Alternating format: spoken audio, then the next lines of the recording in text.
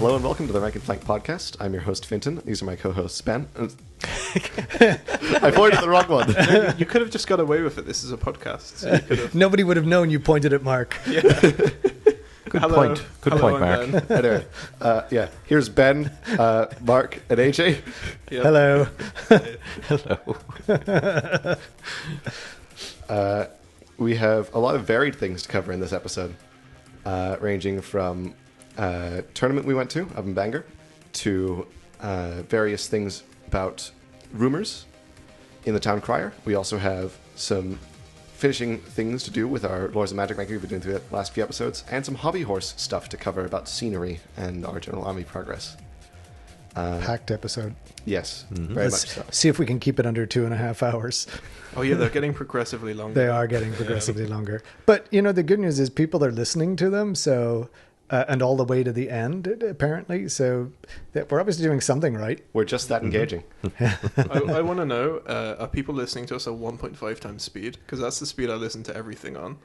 And I feel like people might be listening to... Because I talk quite slowly. Yeah. I'm probably like a good 1.5 speed person to listen to. Well, But, what we can do... Finton talks quite quickly. You kind of have to Yeah. slow down to listen to him. Exactly.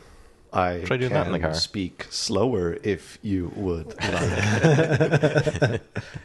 Hey, but by the time this podcast goes out, we will have updated the logo. So now you will be looking at this wonderful logo that includes Hank, or is it Frank, the Rank and Flank Knight from our new logo.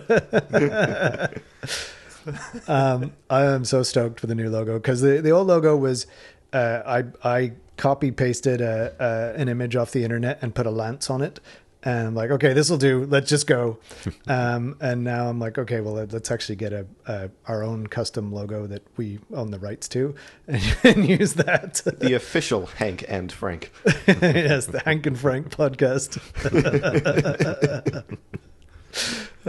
Anyway, without further ado, I think we should get into the actual content of the episode. What? This is great content. All right, you're right. You're right.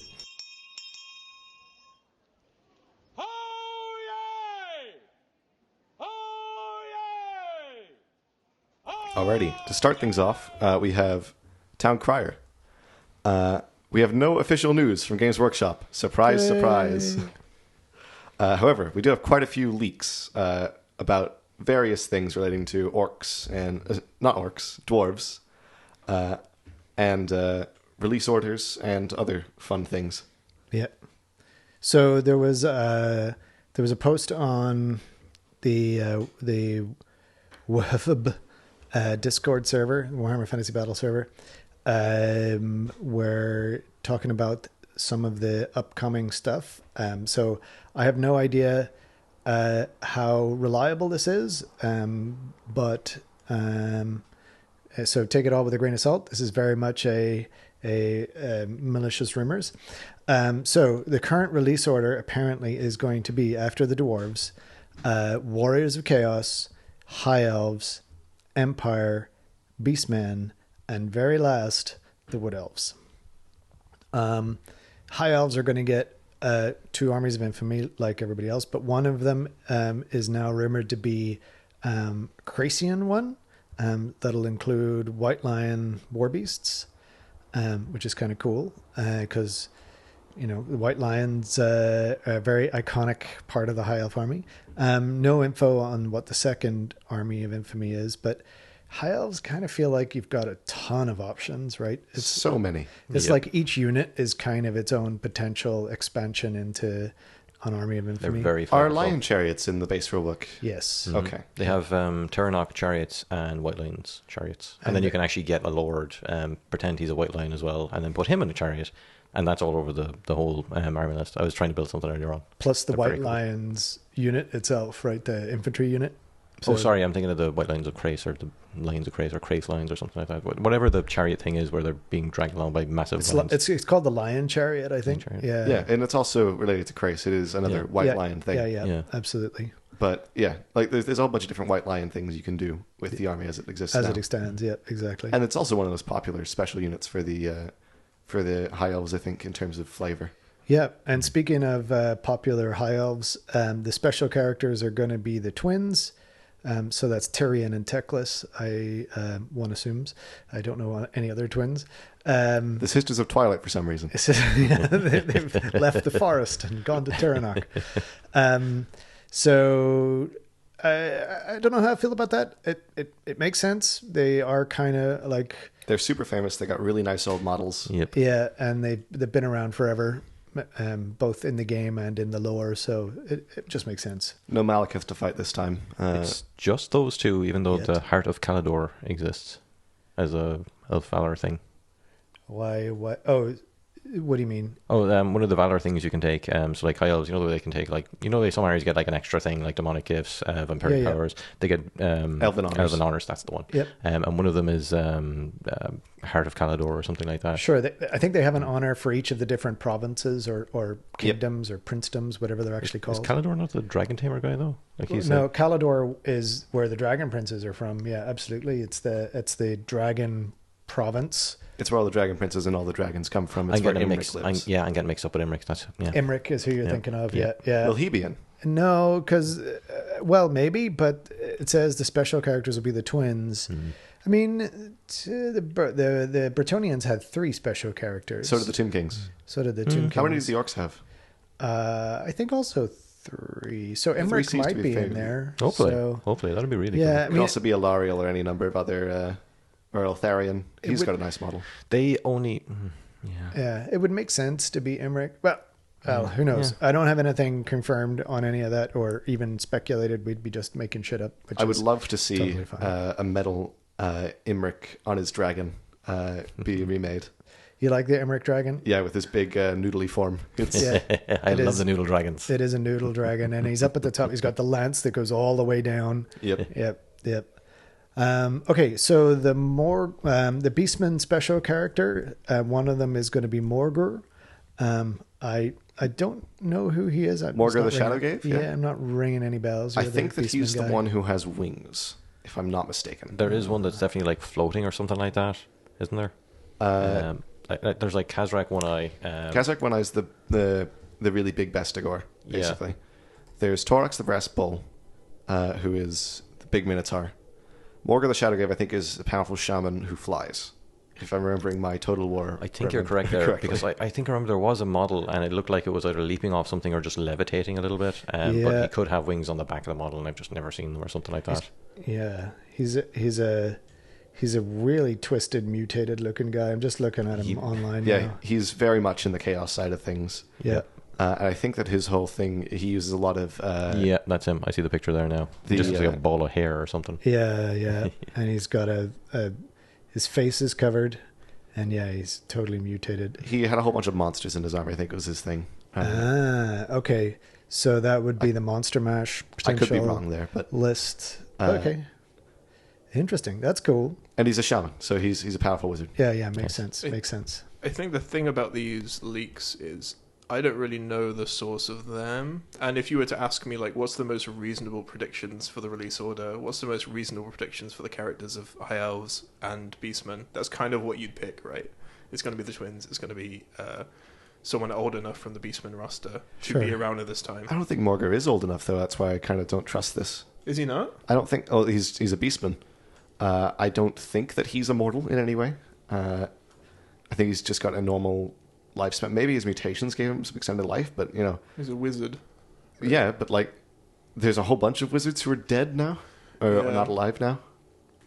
It's interesting. Do Beastmen have normal lifespans? No, it says right in the Warhammer wiki that he is an ancient, highly mutated, and wholly unkillable beast lord and great Oh, there Bray you go. shaman Shows who what I has know about terrorized the forested woodlands of the old world for many millennia. So yeah, you're right. I mean, they are kind of if somebody wanted to make stuff up and just kind of get everybody chittering about them, you could absolutely say this.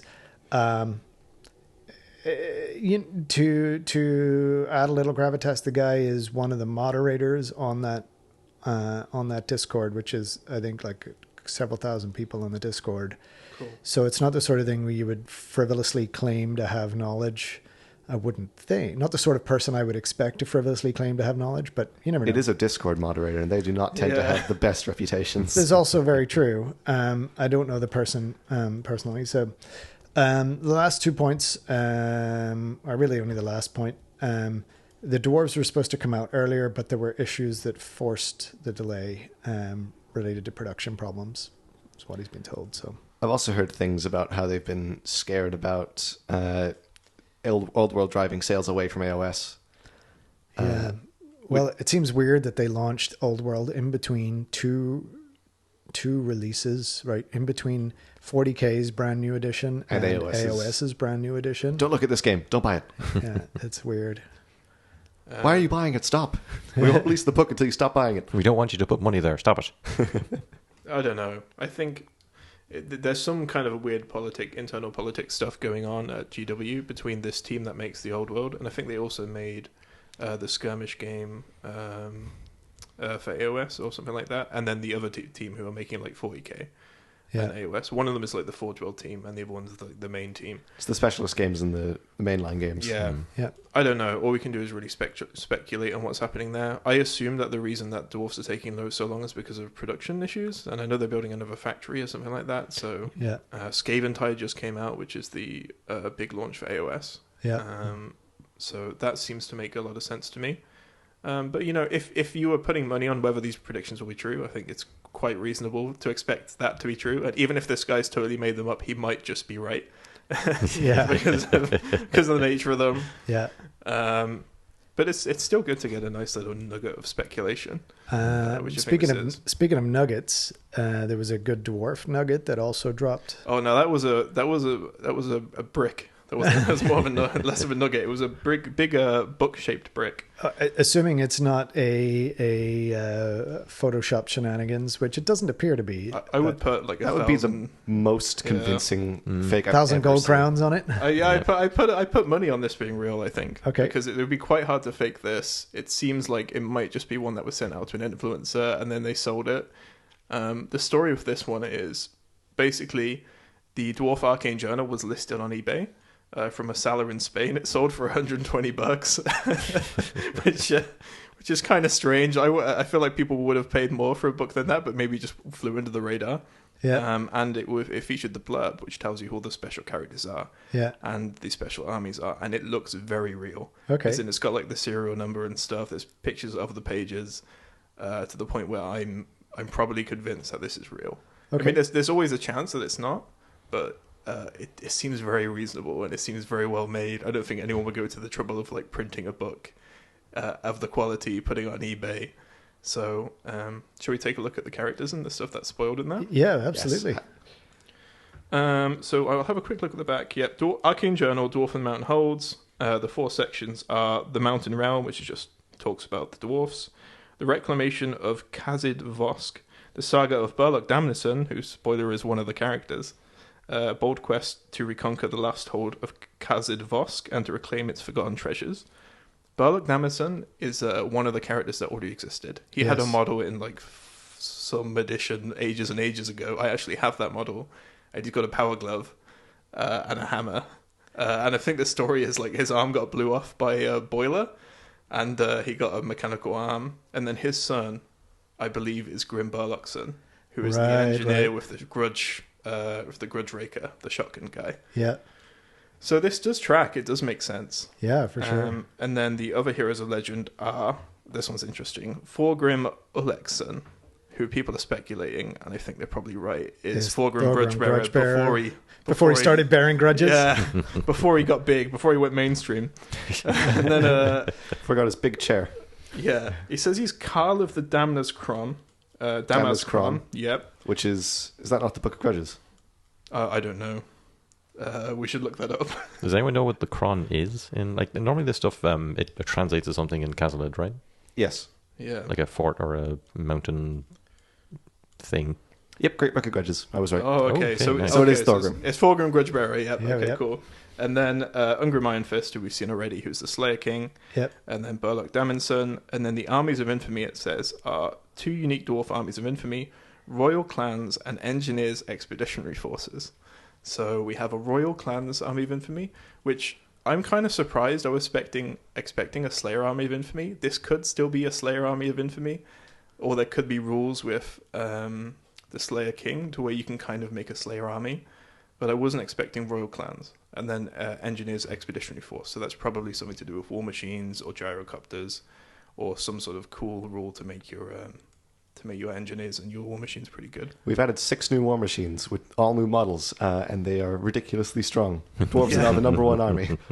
It would be interesting if the royal clans turned the dwarves into a sort of, the way demonic legions have, I know it's not perfectly analogous, but Like an alignment. yeah, it's like, if you pick a Slayer guy, you have Slayer people as core, and then the rest of these things are special, and then the special Slayer stuff goes, Well, it's to interesting, rare right? for the rest of them or something like that. Because they have released that they're using the Goblin Hewer and the Beyblade Dwarfs. I don't know what they're called. The spinning guys. Sorry, They're like the Beyblade fanatics. Death The something? Doomseekers. Doomseekers, that's it, yeah. Yeah. I think they spin around. They've got like They've got flails axes on the end of chains, yeah. Yeah, they're kind of like fanatics. I hope they were the same as fanatics. I That'd be really hope they do. hilarious. So their models that are coming into the game, are they going to be like allies? Are they going to be part of this royal force? I don't know, but it does make me excited to see what happens when we get the dwarfs. And I don't know. Do any of you think this is fake, or do you think? No, it's I mean, having looked at the eBay listing, yeah. like it's just It looks so real. if someone has gone to way too much effort, if it's fake, and the fact that it actually sold and that eBay hasn't taken the listing down or anything, because having worked for eBay, I know how this works when there's fakes. Oh, yeah, you worked at eBay. Yeah, for 5 years. So no, it looks legit. So. Yeah, I'm curious. The Royal Clans is definitely it'll be You something think Hammer interesting. is right for a Royal Clans army? Yeah, what into core at that point? Yeah, something like that, because they are like the royal bodyguards, the Hammerers. Yeah. So then you have to take 33% core if it follows the existing sort of pattern. But you can have I imagine- a big old block of hammerers in there. It's going to be quite similar to how... Well, my theory is it's going to be a bit similar to how a lot of other armies do it. Where, like in Beastman, for example, you can take a certain general and then you can get a certain special or rare unit as core or Like special. Minotaurs, yeah. Yeah, like you can change... if you take a Doom Bull as your general, and then you can take a unit of Minotaurs as core. Or if you take a Shaman as your general, you can take a rare monster as special. So I guess with these Royal Clans, given that they've given us, like, I think if I'm reading this right on the back of the thing, they're all kings, right? Thorgrim is a Carl. I don't know what to say, Carl, but yeah. Ungry Ironfist is the king of Karak Kadrin. So Right. actually, yeah. So absolutely, it does track that. Here's royalty. You choose this king, special king, to be your general, just like you're saying, and then it unlocks extra units or brings units into core or whatever else. So Yeah. it's cool. I actually love the Arcane Journal format. I think it's great. It means that we have all the armies to play with, and now when they come out, when they drop, it's like here's some divergency in building your lists, and we get it changes the meta and makes life interesting for collectors. Which I think dwarfs actually, funnily enough, need more than any other army. Yeah. You're sort of pigeonholed into what you have to play as dwarfs, and even their war machines aren't good, which is weird for saying of dwarfs. They don't have very. I'd put orc war machines and empire war machines above dwarf war machines, which is weird. It doesn't feel right saying that because the 'cause runes dwarves- aren't great. Dwarves spend too much time carving the faces into their ammunition to make actually hit levels. Yeah, that's pretty true. But yeah, they need it. They need some more runes for war machines. They need some more options for core. Slayers desperately need something because they suck right now. And I've just painted up a bunch of them, so the Slayer army better be good. I put the hours in. But yeah, that's pretty exciting for dwarfs. Question for anyone who knows anything about previous editions. Have Slayers ever been good? There was a Slayer army for Storm of Chaos that was meant to be broken for 6th edition. So you must have played against this at some point, right, AJ Finton? I won't remember. Oh, okay. Yeah, so I've never seen anyone field the Slayer army. Slayers have always been the easiest thing to kill in the dwarf army, but just like today, people would put 8-point dwarf warriors in front of them, and then run the dwarf warriors up with the Slayers, let the warriors die as a meat shield, so that the Slayers could then get into combat.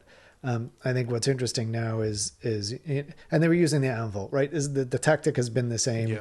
For a long time. I think people were vanguarding. There were maybe you could get more out of a vanguard in previous editions, not for the Slayers themselves, but for the whatever was shielding them. I honestly think gyrocopters probably make a decent shield because they can fly and then turn. Are they in a 50 by 50 base? Yep. Okay, so they're maybe not that great of a shield, but if you think about it, the problem in the current meta is magic missiles, right? Fireballs are just going to wipe out slayers very quickly, and you can't hide behind. A gyrocopter will absolutely give you heavy cover against pew pew sort of shooting, but against a magic missile, it's like, no, I can see this tiny amount of your slayer unit. Goodbye. The other problem, of course, is, as with all things in Old World, the problems are magic missiles and dragons. And just shooting in general screws slayers up, and they're so expensive for something with no armor and tough 4. Yeah. And no ward. So That's probably where I think the Doomseekers do not get to attack even if they die. I mean, so do sorry. Slayers. So do Slayers. They do. Slayers well. get an attack if they die, yeah. They get a strength 3 hit when they die. So they don't get that thing where, if it's above a certain strength / toughness, they automatically hit or hit on a 4+ or something like that. They always wound on a 4-up is a rule that they have. I think you kind of have to use a community FAQ to see does that apply with the death blow. But always wounding on a 4-up is quite nice. Yeah, it would make sense. And they just have Killing Blow, right? They don't have Monster Slayer? I don't even think they have Killing Blow. Oh my goodness. I'll have to double check. AJ, are you looking at that right now? I'm looking it up right now. It is amazing that the people who are, like, their entire personality is killing monsters don't have Monster Slayer. No. There's a rule that the hero ones have where you have multiple wounds D3 when you're fighting dragons or behemoths. I want Monster Slayer, but Yeah. I'm too cautious with actually wanting to give anything Monster Slayer. Cause Yeah, neither of the regular infantry models has Killing Blow. So, yeah. Boo. Is there a flavoursome Pay 50 points for a magic weapon? Yeah, Monster exactly. Slayer magic weapon. There is a rune of dragon slaying, which I think means you always wound behemoths on a 2-up or something like that. Or you always wound them on a 4-up. It's quite expensive though. If you The, could the Slayers of Legend both have Killing Blow. So that's the hero level characters, but the infantry models don't have it. But not Monster Slayer. Not Monster Slayer. I But really hope that the Dragon Slayer has multiple wounds D3 against behemoths. And so is the demon slayer. The So Demon same. Slayer has,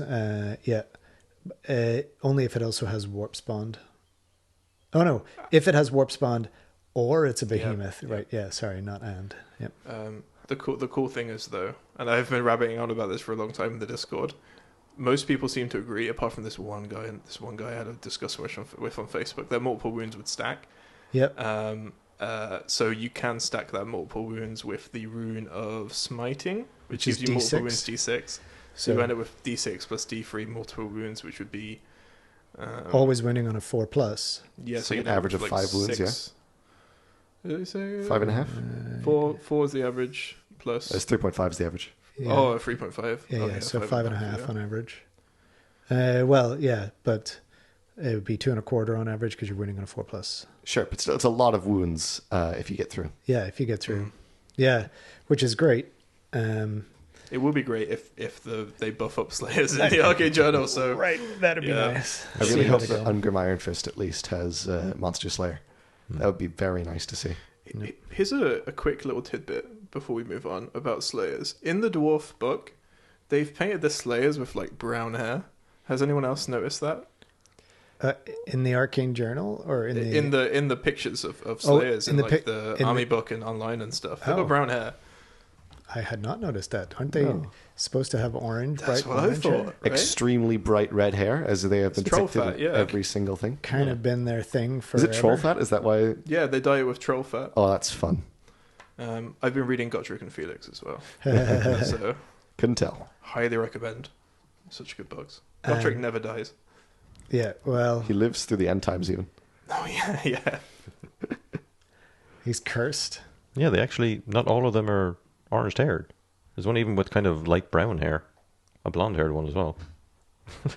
Are there like a national shortage of troll fat at this time? Maybe. Is it a Yeah. trend Maybe that they killed all the Trolls trolls. just Maybe it's kind of Trolls haven't migrated to the regions where the dwarves live yet. rancid troll fat, and so it's kind of changed color a bit. Who knows? Maybe the appearance of the Slayer King guy is like starting a trend. He's going to make it fashionable to start It's dying. like he's been trying to be slain for so long. Is now his hair has gone white, and so now everybody's Yeah. like, "Oh, we can have more than just orange hair. Let's do it." You know what it is? The dwarves are actually all the dwarves who've become slayers since the old world have all been naturally ginger.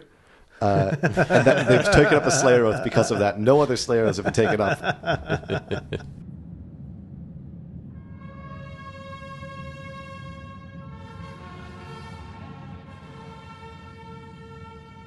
The tournament zone. Alrighty, moving on to tournament zone.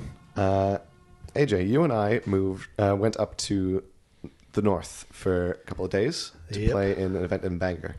Yep, and my voice changed, and it was very embarrassing. It's So very funny for I me. grew up in the north, and when I go up there, like the accent sort of slowly percolates back, and I can hear it happening. I have zero control over it. Like I speak this way because I lived in the States for so long. I had zero control over my accent changing then as well. It's okay. Anyway, here it is. I get the same thing when I'm back in the Midlands. I'm like, oh, it's nice. Oh, it's sweet. I can't hear any difference. Yeah, so we went up for to Exploding Dice is the name of the dice club, War Games club that ran the event. Yep. It was a 3-game 1-day event. 2,000 points. 2,000 points. Our first Woohoo. 2,000 points event, and there were 16 players there, which was nice. And the space there, so it's out in like actually in an industrial estate sort of area, like light industrial, but which presumably is because it's cheap. But when you go into the space, they have they run AOS and 40K and all of that sort of stuff. They're just really a war games club. They've got a big wall full of board games And a pool table. and a pool table. So they've basically got 2 rooms. Like there's kind of a chill out zone, and then like the wargaming room. And the wargaming room, I think there were maybe 16 tables in there. We only used half of them. I think there were I 16. think there was like 12. Maybe. Well, a decent amount anyway. And all with battle mats and Oh, right, yeah, terrain and everything. because we only ended up using a half of each of the tables because they were really long. Yeah, they were really long. Yeah, so there was like I think 4 or 5 rows of 3 tables each, and so great venue. They're going to be running another event, I think, in September, just another 1 day, and then they'll get ready for doing a GT. And Peter, the guy that runs the club, is actually a guy that I met back when I worked at Games Workshop in Belfast. So it was nice to kind of bump into him again and catch up a little. Did you recognize each other? Oh, I recognized him right away. Wow. Yeah, for That's sure. cool. And he twigged about a couple of hours into the tournament who I was. So, well, because I introduced myself as AJ. I didn't go by AJ back then, right? So it took him a minute to kind of figure it out, but he got there. Okay, so should we go through our games real quick? Yeah, absolutely. Okay, do you want to take first game? Yeah, so my first game was against Orcs and Goblins. I guess we should talk about the list real quick. Oh, yeah, I guess. Yeah. So I've been running basically the same list that I've been running in every tournament. Big block of Chosen with great weapons and a sorcerer in there with the Banner of Rage and Mark of Tzeentch. Sorcerer has a lore familiar, level 4 demonology. He just flies them up the board and then buffs them so they hit ridiculously hard with a lot of attacks. I've got a couple units of Chaos Knights, a couple units of Dogs. I actually ran a Demon Prince for the first time this event, which was quite fun. And he was purely combat. I actually really liked him. He was... I've seen a lot of people run things around Demon Princes with a lot of wizard levels. I think it's misusing the capabilities of the model. It is very hard-hitting in combat. And if you keep it back so it can cast its spells, it tends to make you not want to engage it in combat and use all of its value. which is part of why I like the sorcerer for that role. I also had the giant, who was, we'll get into that, and a chimera. Yep. What's the build of the Demon Prince? Because I think it's a really good build. Yes, the Demon Prince. He was winged with the Mark of Nurgle and the Helm of Bedazzlement with heavy armor. And he had the Biting Blade as his weapon. Of course, because he's infantry, you can take the bedazzling helm. Yep. Yeah, that's Nice. so good. He has Monsters Infantry, which makes him a skirmisher, so he can see in 360 degrees. With the Bedazzling Helm, everyone is at -1 to hit him. He has weapon skill 7, I think, so anyone attacking him is going to be hitting on 4s most of the time. And then that goes to 5s with the Bedazzling Helm, and since he has the Mark of Nurgle, anyone hitting him has to reroll 6s to hit. I love that. So Yeah, you're hitting on very 5s, nice. rerolling 6s. Very hard to hit. And then he has a 5-up armor save. I think it's 5-up? No, it's 4 because of the Bedazzling Helm. 4-up armor save, 4-up ward save base for the Demon Prince, and a 5-up ward save, 5-up regen save, which can be cancelled by magic attacks. But he's very, very hard to kill even with his 4 wounds. I was going to say, he has the benefit of you can put him next to a block of infantry, right? And people can't target him. No, you can put him next to it, Yeah. yes. You cannot put him into it, as I discovered, unfortunately, because he has the warp spawn special rule, and you can't Yeah. put things in that don't have Yeah. warp spawn. But anyway, Yeah. what was your build? So Or list, rather. Yeah. Bringing wood elves. Kind of, my army's just based on what I already have and have painted, and so I wasn't expecting it to do that great. I brought a 3-man ancient on battle magic level 4. I brought double level 4, which was first. Obviously we've been playing sort of the events up until this point being 1,500 points. So going to 2,000 allows you to bring some more toys, which is fun. So the level 4 3-man ancient on battle magic has the spite, which never got used, so no point in covering it. But then I have the level 4 wizard on the Warhawk, bringing the broken stave and a talisman of protection. And then my goth BSB, the helm of the hunt, and the befuddlement of mischiefs. So he's got the 2-up armor save with a great weapon. When he gets into combat, he's only got 3-up. But then I have 6 wild riders full command, 2 5-packs of dryads, 3 5-packs of glade guard with poison, 2 8-packs of deepwood scouts with poison, and a tree man and a great eagle, and that's it. And 5 war dancers. So it's kind of like mixed arms, I guess. It's MSU, right? So Right. so there's basically 1,000 points, 1,200 points. I don't know, 1,000-ish points in the tree man and characters, which didn't die the whole tournament. None of them died. And then everything else is a small unit that's under 100 points apart from the Wild Riders. So you can go ahead and kill one of the units. Everybody wants to kill the Wild Riders anyway, and the characters are extremely difficult to kill. So it as we'll find out, it kept its points very well. I do want to talk real quick about the matchups between different armies. Yeah. So Wood Elves are a very evasive army. Yes, they they don't are. like getting touched by things, and they like running away. They do. Warriors like running at things and touching things. Yes, It is very difficult to touch something that is moving faster than you that likes to stay far away. it does. It is. This especially comes relevant when the Wood Elf player fights against Warriors of Chaos twice. Yes, it's true. I cheated. Yes, you... not quite as hard as the other Elf player, but... Yeah. Why don't we go with your first battle? And we'll Yes, get into anyway. I played against Orcs and Goblins in my first game. He was bringing a lot of Chaffee units and a lot of Goblins, and he had a big block of Black Orcs. Night Goblins. I think just regular Goblins. Okay, Or so they might have been Night Goblins. I don't remember. were there fanatics? They were Fanatics. Okay, so it was Night Goblins. I'm not familiar with Orcs. He had 2 level 4s, one on Wa Magic. I think one was on Battle Magic. I don't remember exactly. No, he was on Illusion. Night Goblin. Yep. Those wizards were very annoying the whole game, casting loads and loads of spells, including Itchy Noose once on both of them. So they were reducing the toughness of everything all the time. I think most of the game was my chosen trying to get into combat with things, but just getting held up by chaff and getting zapped by magic missiles.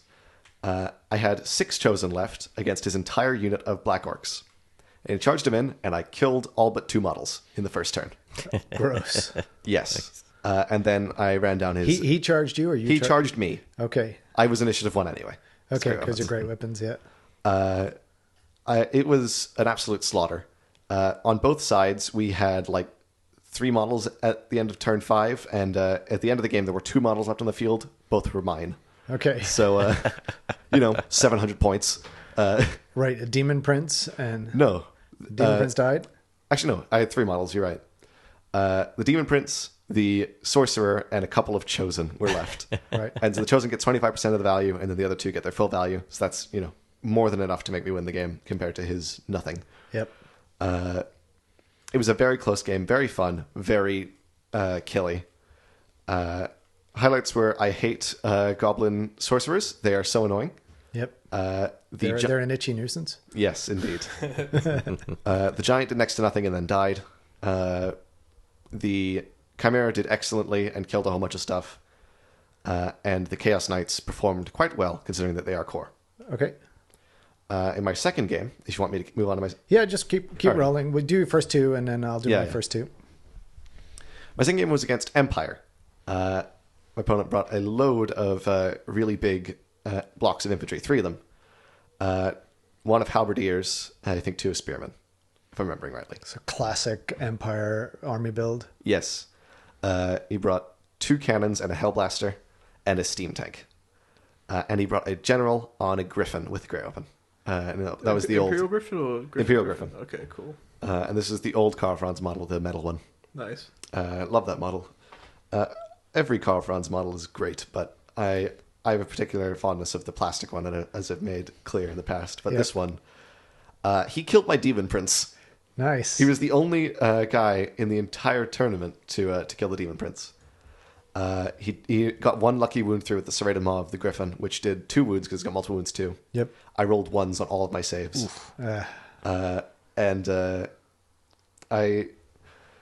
He took 2 wounds and died to combat res because he's unstable. So, sure. He exploded. Yep. That Griffin was the only thing pretty much left alive at the end of the game for him. I killed all 3 of the infantry blocks pretty much, or I killed 2 of the infantry blocks in turn 1, along with like half of the war machines on turn 2, or maybe it was 2 and 3. But it was pretty much a slaughter for most of his stuff. The steam tank didn't die, the Griffin didn't die, and his wizard didn't die. And everything else got eaten. Everything else got eaten. The Griffin actually went on a monster slaying spree, killed my Demon Prince, and then he went on and killed my Giant, and then he went on and killed my Chimera, who had been killing his war machines for half the game. Yeah. Once again, the Giant died without doing anything. The Chimera did excellently. The Demon Prince, he was awful. The Chosen murdered everything, even more than in my previous game. The big block of Chosen is really, really tough. Yes. Every game I've played against them, they've not fully died once. Having 18 guys there with even just that 6-up ward save is so handy. I think I almost got them once, and you flew them over a building. I had 1 model left in that unit, and the Sorcerer, and I flew him away. Yeah. And that's pretty much happened like every time that the unit has almost died. 1 model has been left. And considering there's like 400 points wrapped up in that unit, plus 250 in the Sorcerer, it's a lot of points. Yep. It was a really fun game. My opponent was very nice the whole time. Yeah, and so for scoring, they used the victory points in the book, and then they looked at whether it was a major win, a minor win, or a draw. And I think you got 3 points for a major win, 2 points for a minor win, and 1 point for a draw, and nothing for a loss. Nothing for a loss. Yep. So I think if I remember rightly, your first 2 games were minor wins. They were minor wins, yes. Yep. Okay. All right, let's do my first 2 games. So my first game was against Warriors of Chaos. I played a guy called Connor. He had the group that he was playing with. I think they were still getting used to the rules.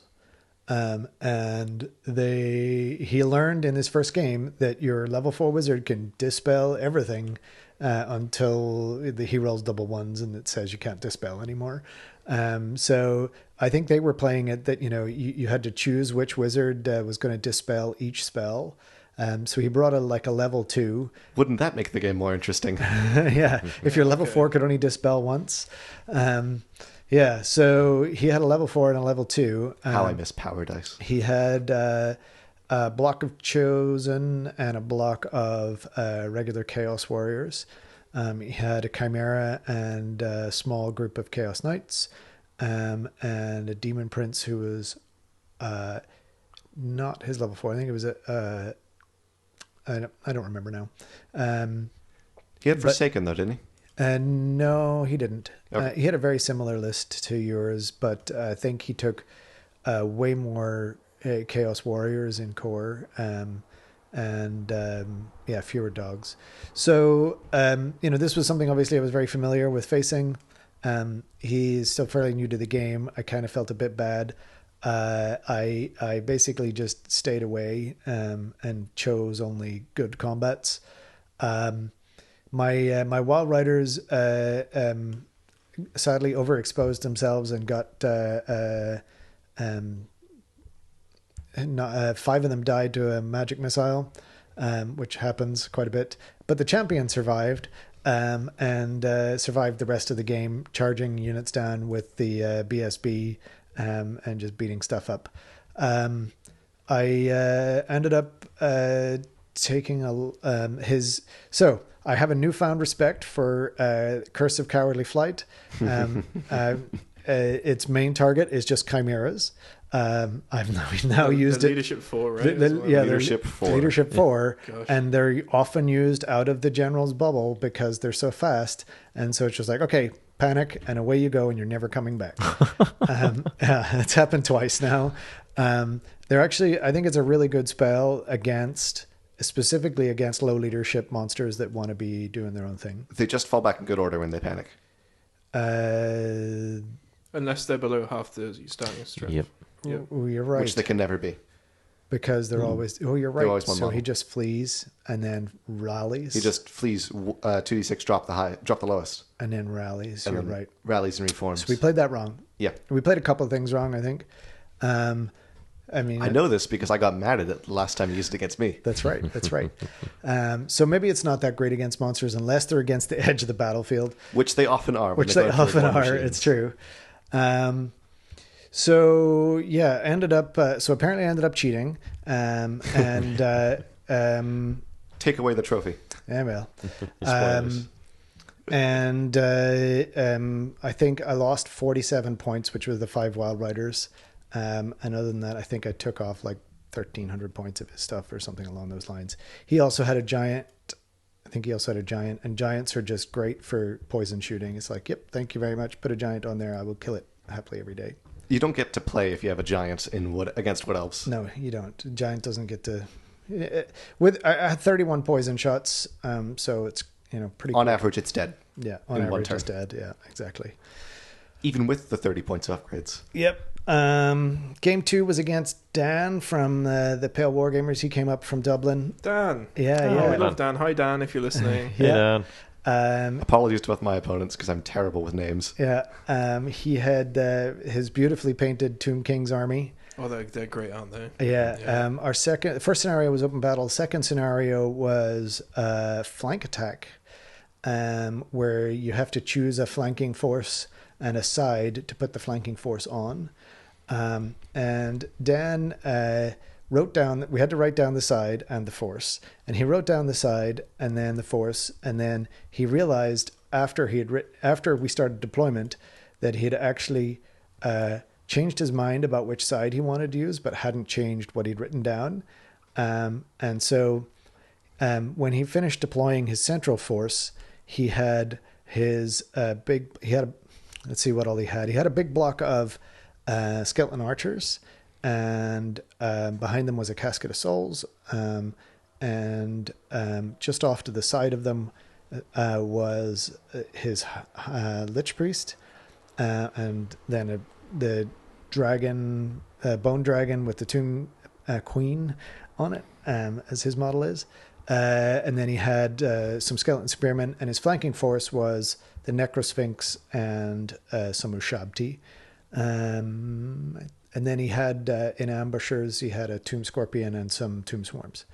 So he put the casket and the Hierophant all on my right, which was his left, but he had written down right flank. And so he was intending to put the Ushabti and the Necrosphinx on that flank to protect the casket and the Lich Priest. Oh no. Instead, he put them on the other side, and then I'm like, okay, I'll put both units of Deepwood Scouts in that corner where you have nothing, and I can have a direct line of sight to the closest model, which is your Hierophant. And turn one, oh look, I got the first turn. Wasn't that nice? Dan. Poor Dan. And then I rolled 8 poison shots at his Hierophant and got 3 wounds, and he saved none of them. And so turn one, I killed his Hierophant, and everything started to crumble. So now he was a very good sport about it. And I felt so bad. Like I thought I would maybe get 2 wounds through and then be like, okay, now I'll get into you in a second. Oh, so I think at the last tournament he had a situation where his dragon got stuck between like a tree and a pillar of one of those illusion pillars for like the whole game and couldn't move. Oh no! And so I feel like he might be cursed in a very Tomb King's fashion. That dragon's base is massive. It is a big base. I haven't seen It's any larger more. than most buildings in the game. It's huge. I feel like we should force all dragons to be on that base. Yours is on a 50 by 50 base, Mark. You need to. It's a classic. Thank you very much. But it's very, very good. Yeah, you can weave it in and out of. yeah. I don't know, all kinds You of should be stuff. honored to be in a 5th probably edition dragony noodle dragon thing presence. What does it say in the book for the Dark Elf Dragon?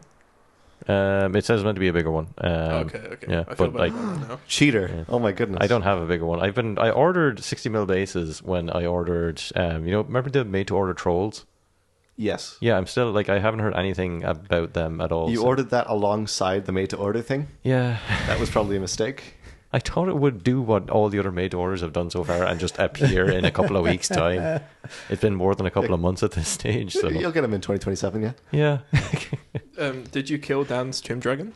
No, God, no. I fed it chaff all game.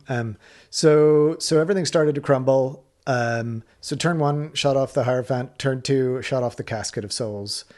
Then I don't know that I got a huge amount of points off of anything else. I mostly spent the game avoiding what he was doing and magic missiling. I rolled double fireball, so the tree man ancient had fireball, and the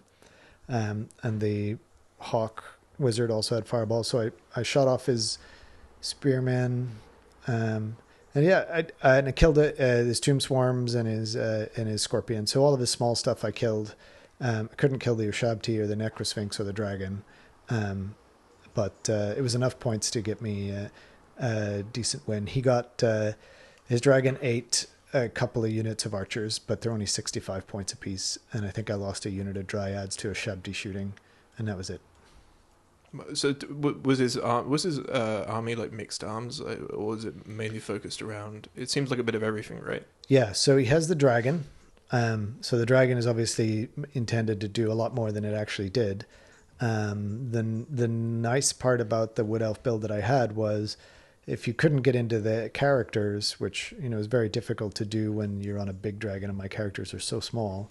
I also had double arcane urgency, so it's just like, yep, I'm just going to run over here and get out of your charge arc. Can you use arcane urgency multiple times on one unit? Yes. So Really? you can Does it not triple say move someone. if it hasn't already, if it's moved once? It says if Wording on it.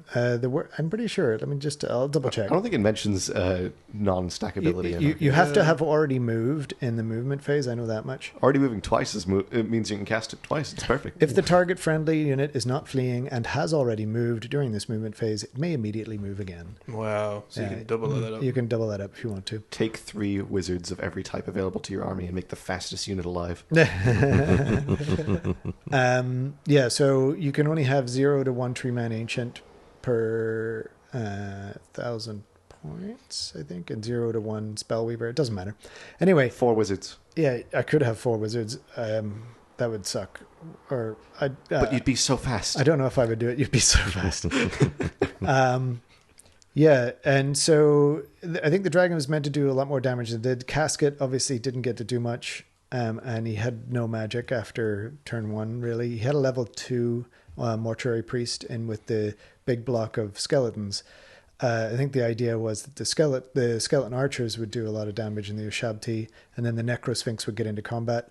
I never gave him a charge target with the Necrosphinx. I think I don't think he got into combat with it. Honestly, I just kept moving out of the way. I've played against that list. It's very nasty if you don't kill the Hierophant in turn 1. Right. And if you can't move quite so quickly as Wood Elves.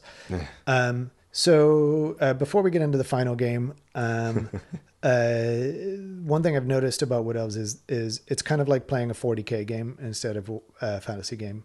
And I actually don't like it. I think it presents a very annoying... the right way to play Wood Elves, like if you try and play them as a rank and flank kind of army and put some blocks of infantry down and move forward and shoot and whatever, you're going to get wiped off the table because you've got no armor and you're toughness 3. So you have to use your mobility in order to stay competitive. Using that mobility to stay competitive feels a bit like cheating, or at least not very sportsmanlike, and it doesn't make me feel good to play it that way. And we'll get onto that when we get to the hobby section. But I have a feeling, and I'm not even running a dragon or the Sisters of Thorn, which frankly are busted. They're pretty good, hey? Well, the Yes. one thing that I realized as I was writing the article about Sisters of Thorn, you can choose the spell that you want to use at the start of the game. You don't write it down like a spell lore. It's just like, oh, I'm going to look at your army and now let's see. Plague what have you Arrest, got? Fireball. Yeah. Well, am I taking... Well, it's always elementalism. No. Oh, is Or it- battle magic. It can also Yeah. be battle. Yeah. Goodness. You could take 3 units of Sisters of the Thorn and have 3 fireballs. Even with the rule of 3, Wood Elves can take 5 fireballs. They're busted, Cool. and they've got a 4-up ward, right? It's like, yeah. Ben wrote a whole article about how great casting 2 magic missiles with 1 wizard is. Yeah. And then Wood Elves rock up with 5. and lots of fire, considering they live in a forest. But hey, there you go. All right, should we do our game 3 then? Yes, so our game 3 was against each other Yay! for the second tournament in a row. This one was a lot more fun. It was. I think 2,000 points is a lot more fun. Period. Yes, absolutely, I agree. It is so much more fun than 1,500. However, it was fun for other reasons. So, going into this, I knew just how bad the matchup for me against him was. The scenario was the Lonely Tower, or whatever it's called. There's a building in the center of the field. You got to be closest to that in order to get an extra 100 points or whatever. 200 victory points. Yep. So, I knew just how bad my chances of winning, because I'm playing warriors and I'm playing against an opponent who knows how I play, and we've played a bunch. yeah, and he's got a really good list against warriors who want to touch things and cannot. So I decided I'm not going to take this game seriously at all. And I put down every single unit of mine in the center of my deployment zone in a huge block. Yep. It was beautiful. It was amazing and stupid. It was what is it? The Tortuga? Yeah, the tortoise formation. The tortoise formation. Yeah. I put the Demon Prince was right in the middle, if I remember I right. literally couldn't fit the model in because all the models were packed so closely. I had to take them off and put them to the side. Yep. And I had the giant in the front. I put the knights in marching columns so they wouldn't have to charge anything because they were frenzied with the Mark of Khorne. So they just sat there and protected everything's flanks and died. Well, one of them died. The other one actually went off and killed a whole bunch of stuff. Yep. If I had... we'll get to that. Yeah. The game was very silly. It was hilarious. And very swingy, actually. So obviously, I shot off the giant Immediately. Turn 1, because I think. I think it was. But it soaked up all the fire, and then the Chimera lasted a couple more turns. Killed But some stuff, yeah. But yeah, the poison shooting takes out the monsters. That just makes sense. But I had to kind of assault this block of heavily armored dudes hiding behind a building. And so I also wasn't taking it very seriously, partially because, we play each other a bunch and it was the last game of the day and shenanigans. We possibly should have taken this more seriously because we were potentially fighting for first place. Right, which we didn't properly realize, I think. Yeah, you had 2 major wins. I had 2 minor wins. Yeah. So anyway, we I think the highlight of the game for me was, realizing that if you the correct strategy for the warriors was actually to castle up. Like that was the right strategy. Now you maybe didn't think it through very well and think of it as strategic. It was more just for fun and giggles. But castling up behind a castle against a mobile army that has to then assault you, but they're very kind of low toughness and they don't really want to be doing that. How nice it'd be if I could go into the castle. Yeah. And so long and short of it, I think I eked out a win by 200 points. Or it was very like close, yeah. It was very close. My Demon Prince ended up on 1 wound hiding behind a hill. Yeah. He almost died so many times, but he has so many saves. Yeah. And he's so hard to hit. He tried to take out my Tree Man Ancient. Oh, there was the really annoying give ground thing that happened with the Wild Riders. At one point, you charged my Chaos Knights in the flank. Yes. No, this was after that. You kill the Chaos Knights, and then pursued into the Demon Prince. And then we fought with the Demon Prince. And I had a corner of the Chosen right next to your Wild Riders. Right. The Demon Prince lost and fell back and took a wound for combat res. And then your Wild Riders, because they're frenzied, they had to follow up. Yes. They follow up directly forward. And the corner touched the Chosen. Mm-hmm. And so what we didn't know at the time was about the accidental contact sort of rules. Yeah. And we ended up playing that wrong. And so my Wild Riders ended up in combat with the Chosen without having counted as charged. Right. Which I think now that we understand the rules a bit better, that's not how that's supposed to work. At all. They should have moved to the side and gone after the Demon Prince. Which probably would have changed the outcome of the game, but whatever. The game was silly. You would have won anyway. The game was silly. I've yet to see anyone play a perfect game of Warhammer the Old World. Yeah, I know. And remember all the rules and all of their special rules and their tactics all at the same time. Yeah, good luck. Even if you think you've done one, you probably did something wrong, which is the worst part. Yeah. And honestly, if you'd ended up being like 2 inches closer to the castle at the end of the game, it would have been a tie. I had the choice of charging a unit of archers on the right and a unit of archers on the left. If I charged the left, I would have been a tie. Yeah. If I charged the right, which I did, you would have won. Yeah, and that's what happened. And then you ended up taking second place. Yep. I took second place. That was a minor victory. I ended up with then 8 points. The player who had 9 points brought the high elf, the Star Dragon. Star Dragon. Seed of Rebirth and the Seed the absolute Seed of filth. Fuck You. Yeah. and ruffle stomped all of his opponents. So, no one else in the tournament brought a single dragon. Yeah. He was the only dragon. But, that's fine. By all means, bring a dragon and win games. Everyone made fun of him. Yeah, he did. I'm sure he cried tears into his trophy. But great event, great venue, really nice bunch of blokes up there. Very happy to go back and play some more. Yep. Hooray. We Okay. do also have another. We just want to give a quick shout out to the Rank and Flank GT. Yes. So the Rank and Flank GT is coming up only 3 weeks away as of today or tomorrow. Is that it? Yeah, just 3 weeks. So August 2nd and 3rd in Dublin.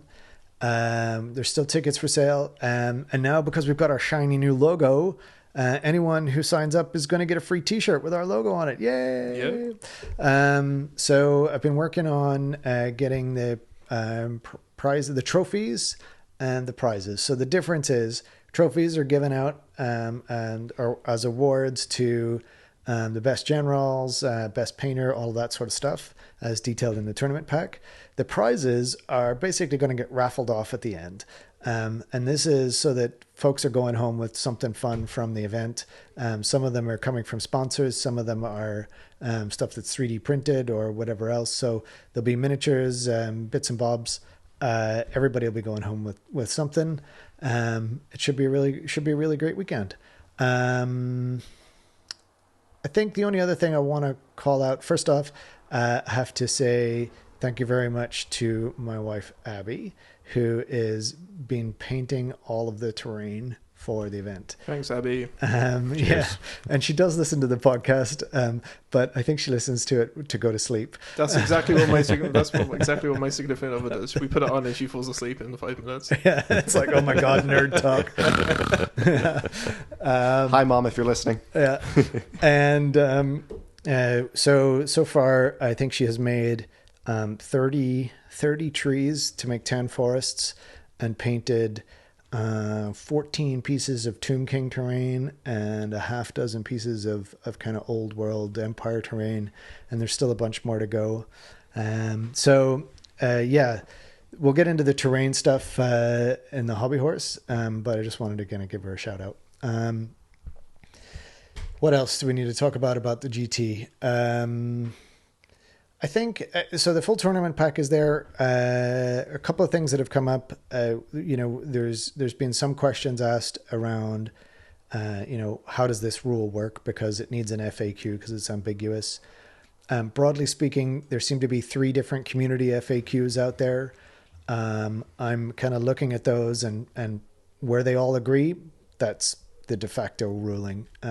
Where they disagree, if anybody cares, I'll make a ruling on it. And generally, I'm also polling the community itself, like, to see what do you think we should be doing for this particular rule. And then the other thing is, I'm not using pure scenarios from the book. We're using the scenarios for the kill points part, which will get you up to 5 points, and then there's also objectives in each round, which will also get you up to 5 points. So it's a mix of kill points and objectives. After having played meeting engagement a couple of times and had quite a few complaints from other people about meeting engagement, I've pulled meeting engagement out of the tournament pack. I think it kind of is one of those things, and I've been listening to other podcasts where it's like, this guy rolled a 1 for this particular unit, and so it couldn't come on until reserves, and that's how I won the game. Yeah, that's really bad game design, or scenario design. Maybe it's fine for casual play. I don't even think it is. But narrative, it's interesting. Yeah, maybe narrative, but so instead I've replaced it with Dawn Attack from 8th edition, which it kind of achieves a similar thing without being so sucky. That's the one where he's like, "Oh, I've just woken up. I've just woken up." Yeah, exactly. And you have to roll. You have to roll to see which side of the board you're deployed on. And you have to. One person sets up their entire army first at random, left, right, or center, and then the other person sets up their entire army the same way, and then there's a roll off for first turn. But you roll a dice, and anything but a 6. The person who set up first goes first, but there's a very slight chance that the person who sets up second steals the initiative and gets to go. So it's actually a fun scenario. I've played it a bunch from 8th edition. I kind of liked it. Played everything in 8th edition a bunch. So. Oh yeah, of course. All right, that's all I have to say about the GT. I'm very excited to be running it. I'll be there as the ringer. So if we have an odd number of players, I'll play. Otherwise, I'll just be GMing and TOing and sitting on my arse. The Hobby Horse. Hobby Horse. Okay, so we've got a lot of terrain that we've been building recently that we should definitely talk about. So we're going to kind of do a terrain building / creating section. Okay. Sounds good. I guess before we should do that, real quick, I forgot to mention just in the GT, we actually have it's leaking out 2/3 sponsors for the GT. The third one is Underworld Gaming, because they're the venue. So they give some of the ticket price back as gift vouchers that'll be part of the giveaways. And then we have a couple of companies, GameMat.eu and Urban Mats. have both provided some goodies, either free or cheap, to us, so that we can give those away as prizes as well. So big thank you to them. And I think we also have, if you're, I think we have a coupon code for both Urban Mats and Game Mat EU if you're going to the tournament, so you get a bit of discount if you want to order anything from them. And that is all I had to say. Sorry, I totally forgot to say it in the last time. And now we can talk about terrain.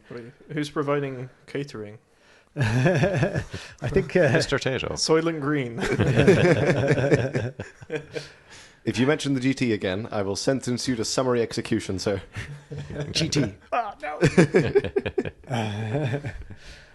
All right. Anyway, terrain. Yes. We all need it. We all don't appreciate it enough when we have it, and we lament when we don't have it.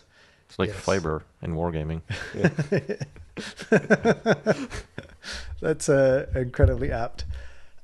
So a big thank you to Stefan, who lives in Wexford. He's part of our regular sort of gaming group. He has an FDM printer, which is the spool of PLA, the plastic type printer. And it's great for printing 3D terrain. And so he has printed, I think, 6 or 7 tables worth of buildings and linear obstacles and various other bits and pieces, plus all of the trophies for the tournament. So big thank you to him. So I mention him because 3D printed terrain is probably, one of the easiest ways to get terrain now. If you have a 3D printer, or a very nice friend who has a 3D printer, there's a ton of models online for free or very cheap to make old world terrain. I'll call out the Ulvheim models. That's ULVHEIM. If you go on to thingiverse.com and search Ulvheim, they all look like old world empire buildings. There's little houses. I've got a smithy, a church, all of these sorts of different things, all in the same style.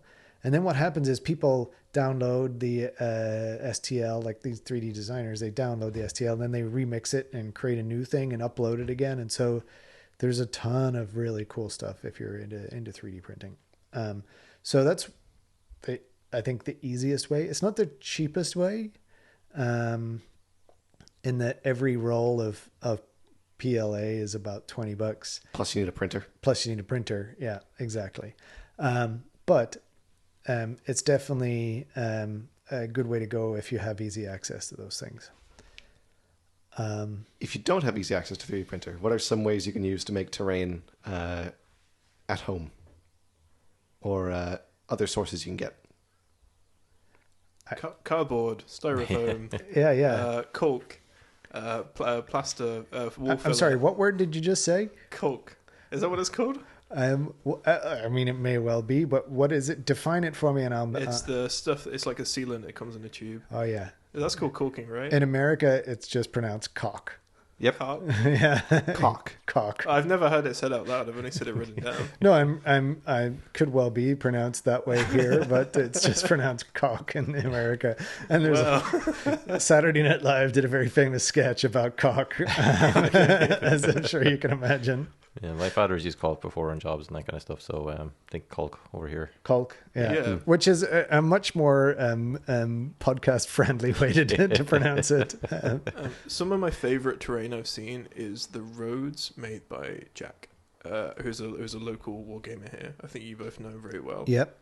He Helped just make those, or some of his boards that he's allowed us to game on before. yeah. Yep. And I asked him about it once, and I think he just uses like almost like it might be even just mouse mat material, and then covers it in caulk, and then like sprays it and dry brushes it, and that's it. And it looks like incredible modular paths. And you can't imagine that's very expensive to make. I'm pretty sure he said they were cheap. So you can get quite creative. The old method for making hills is stacking cardboard and then coating them in wall filler, or I don't know what you call it. Polyfiller. Polyfiller, yeah. Yep. And then you can also use styrofoam. Yes. There's loads of cheap ways to make it, but for buildings it's a bit harder. You have to get a bit more creative. Yeah. So for hills, well, you can buy high density foam from your local hardware store because it's used for insulation. And that stuff is way better than styrofoam because it doesn't all ball up and scrape apart. It's designed to kind of stay together. And it's a little bit more expensive, but you can get an 8x4 sheet, of it. I think it also, depending where you shop, you can get a 2x4 sheet, which is, a bit more economical. If you're not running a tournament. But We need to create an entire mountain range for this board here.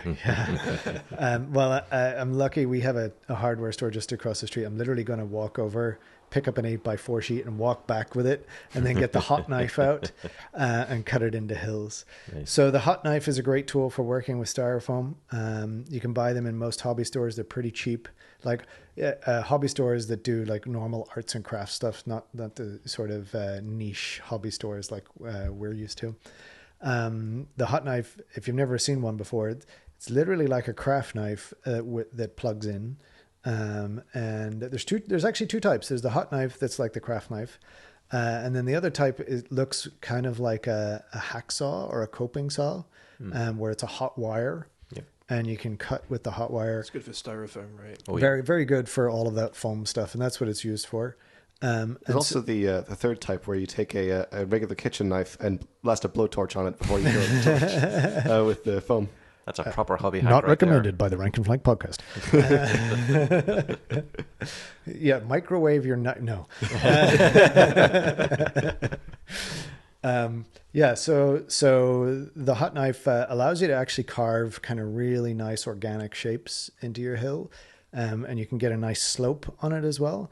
And the neat thing is, if you've got this 8x4 sheet, or whatever size your sheet is, it's usually about 2 to 3 inches thick. And if you carve like a really kind of shallow angle in it, like where you can get this nice sort of rise on the hill, like it actually feels like a hill as opposed to a lot of wargaming hills that feel like platforms, Plateaus. Right? Plateaus. Oh exactly. yeah, that lump outside of the village. Yes, With the house and the 3 trees next to it. exactly. The local forest. Can't really see through that one. It's just 3 trees. Yeah, but if you blocks my line of sight to if the you, pub. if you What cut an that, odd thing to say. Yes. Let's try to go back into our house where the door doesn't work. Anyway, back to the terrain. back to the terrain. If you cut that really shallow like that, you then the other part of it, you just you can flip over and you've got 2 nicely shallow cut hills in that way. So, and then in terms of preparing those, it's just like you paint on the textured paint, or you glue on flock, whatever is the cheapest and easiest option for you, and boom, you've got your hills. In terms of buildings, if you want to do them cheaply, cardboard absolutely works. You kind of need not the corrugate cardboard. Corrugate cardboard it's kind of it's great for packaging, kind of crappy for building stuff out of. Even if it's like a shack in a modern setting. I mean, you can. It's just not very durable. Yeah. Whereas you can get card stock, like thick card. Do you know when you get a reporter's notebook, and the type that flips vertically and it's got the spiral bound, right? For your new scoop. Right, right, exactly. On the back of it is usually some thick card, and it's gray. It's the stuff that architecture students use. Yeah. That card is great for making stuff out of, and again, sort of normal art shops will keep it, and it's very inexpensive. Just thinking to myself there, note, buy 500 detective notebooks. They're not great because you don't get them in the size that you want. But if you have that card, there's 2 really good qualities about it. One is it's quite stiff, so that when you make it into a building shape, it keeps that shape. And the other is it's reasonably thick, and so you can actually cut through it, not all the way, and then fold it to get a 90-degree angle to give yourself a corner.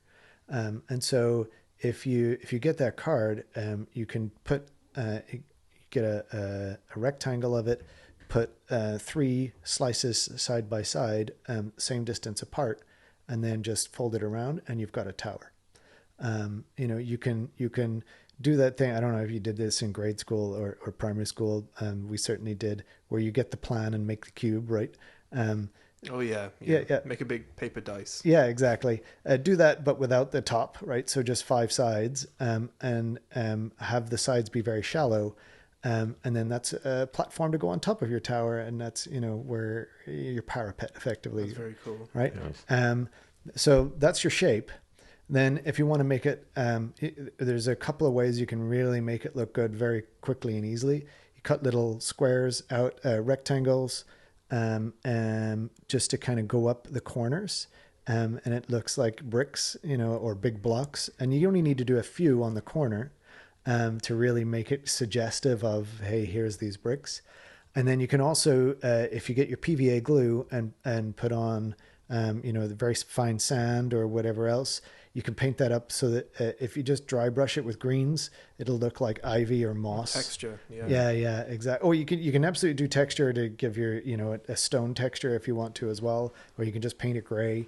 But the moss kind of look is very easy to do as well.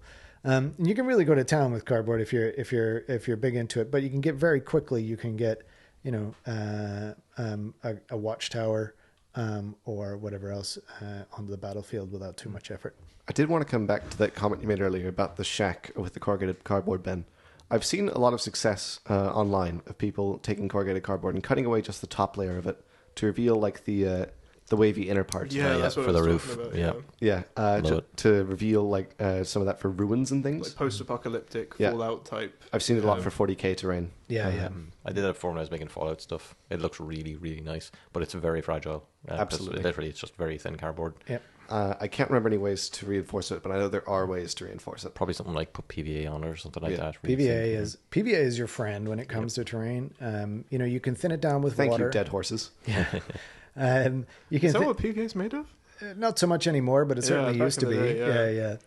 It's all chemicals now, but yeah. Yeah. You The can P stands for petrified horse in its final moments. All one word. you can thin it down with water and paint it on things, and then when it dries, I mean that's how they make paper mache, right? Is with PVA. A water and PVA mix is really good to seal in sand on your bases. Yep. To make sure that nothing dribbles everywhere on your lovely terrain you've just made. Yeah, exactly. So hills, not too difficult to make. You can stack cardboard, like you said. You can do the styrofoam. Buildings, 3D printing makes beautiful buildings. What we've been doing is just priming them for stone, prime it black, and dry brush it up through the grays till you get to a very light gray. Looks amazing. Very quick to do. I mean, maybe not quick to do when you're doing 15 of them, but for one piece, it's pretty quick. Just like PVA is your friend when assembling the terrain, when painting the terrain, dry brushing is your friend. Oh yeah. Yep. You can do huge quantities of it, and it looks just good enough to make the terrain passable. I think it Or looks good. it looks great from the 3-foot rule, right? Which is all you ever really care about with terrain. People are not going to be the board presents as a complete entity, right? Your 6x4 board with the terrain piece on it. Your eyes are going to take that all in one go. You're not then going to go right up to the detail of the individual building and go, oh, that's really interesting, because now you're introducing yourself to your opponent and you're starting to get ready to play. But your first impression is like, ooh, right? When you come to the table. Take the whole table in all at once. Exactly. It's not a skirmish game, so Right, exactly right. What about forests? Yeah, forests. Oh, we can talk about the amazing hedgehog. Yes, you can indeed. Yeah. So one of the things that our venue for the not to be mentioned tournament it is that they didn't have a lot of forests. Mostly they've been playing 40K, and apparently forests are not so much of a thing in Age of Sigmar. Who knew? So Trees did not survive the end the end times. times, yeah. So we had to make a bunch of forests. So two very cool tricks for making forests. So there are forest kits that you can buy that come from like their model railway side of things, and these are like kind of wire frames coated in brown plastic, and you can bend them in a certain way, and then you put glue on them, and you dip them into spongy flock, and then you've got a tree. Their pros for them are they're cheap, they're pretty easy to make. The cons are the green stuff falls everywhere, they don't look great, and the trees fall down a lot. As a kid, when I was packing up all the trees, I would always feel terrible for having all the leaves fall everywhere in the box. Yeah. And it just went everywhere all over the entire venue. Yeah. It's the messiest tree you'll ever had. Yeah, I hate it. But it gets you on the battlefield quick with a forest. So Citadel released or GW released the Citadel Forest, which was kind of neat. It was like a plastic base, and there were 3 trees in it, and they were also plastic, and you could they build them out with the limbs, and then they had literally printed plastic leaves, like in kind of boughs, fans of yeah. Are leaves. these those jungly looking trees? They're like attaching ones from 3rd edition 40K? No, they were definitely fantasy or more like traditional sort of trees, and they looked really great. But they're really expensive, right? They were like 50 quid for a forest or something like that. There's another downside to them. They have a raised base with the plastic part of them, which is really annoying when you've got a big movement tray. Yeah. It does not balance on there nice at all. And even though they had basically 3 slots for trees, and you could take the tree out of the slot, but that was manhandling what had to be a painted tree, and those leaves, when the tree tipped over, the leaves would then break off, so they weren't the greatest either. So those are the 2 that kind of you could do from buying stuff that I don't think are the best, but were kind of historically stuff that you could easily get. The third one is there's plenty of small scale trees, like again for railways, that are already pre-made. They're basically wires and flocked, but they're not the cheapest. If you see something that's really cheap, the reason it's cheap is because it's actually tiny. Just check the scale. A lot of the time they're only like the tallest one's only like 80 mil tall, which is Here's our 3 mil scale redwoods. We've got Yeah, the size of your exactly. thumb. exactly. So now we'll go on to how to actually make some trees cheaply that look really good. So talk about the hedgehog first. Oh, you mentioned once, there's a thing called the Amazing Hedgehog. Has anyone seen it? And essentially it's like a giant gutter cleaner. How long is this? It's like 4 meters long or something like crazy like that. And it's one of those sort of things you see advertised on TV as like miracle products, like the Slap Chop. Billy or the Mays ShamWow, here. yeah.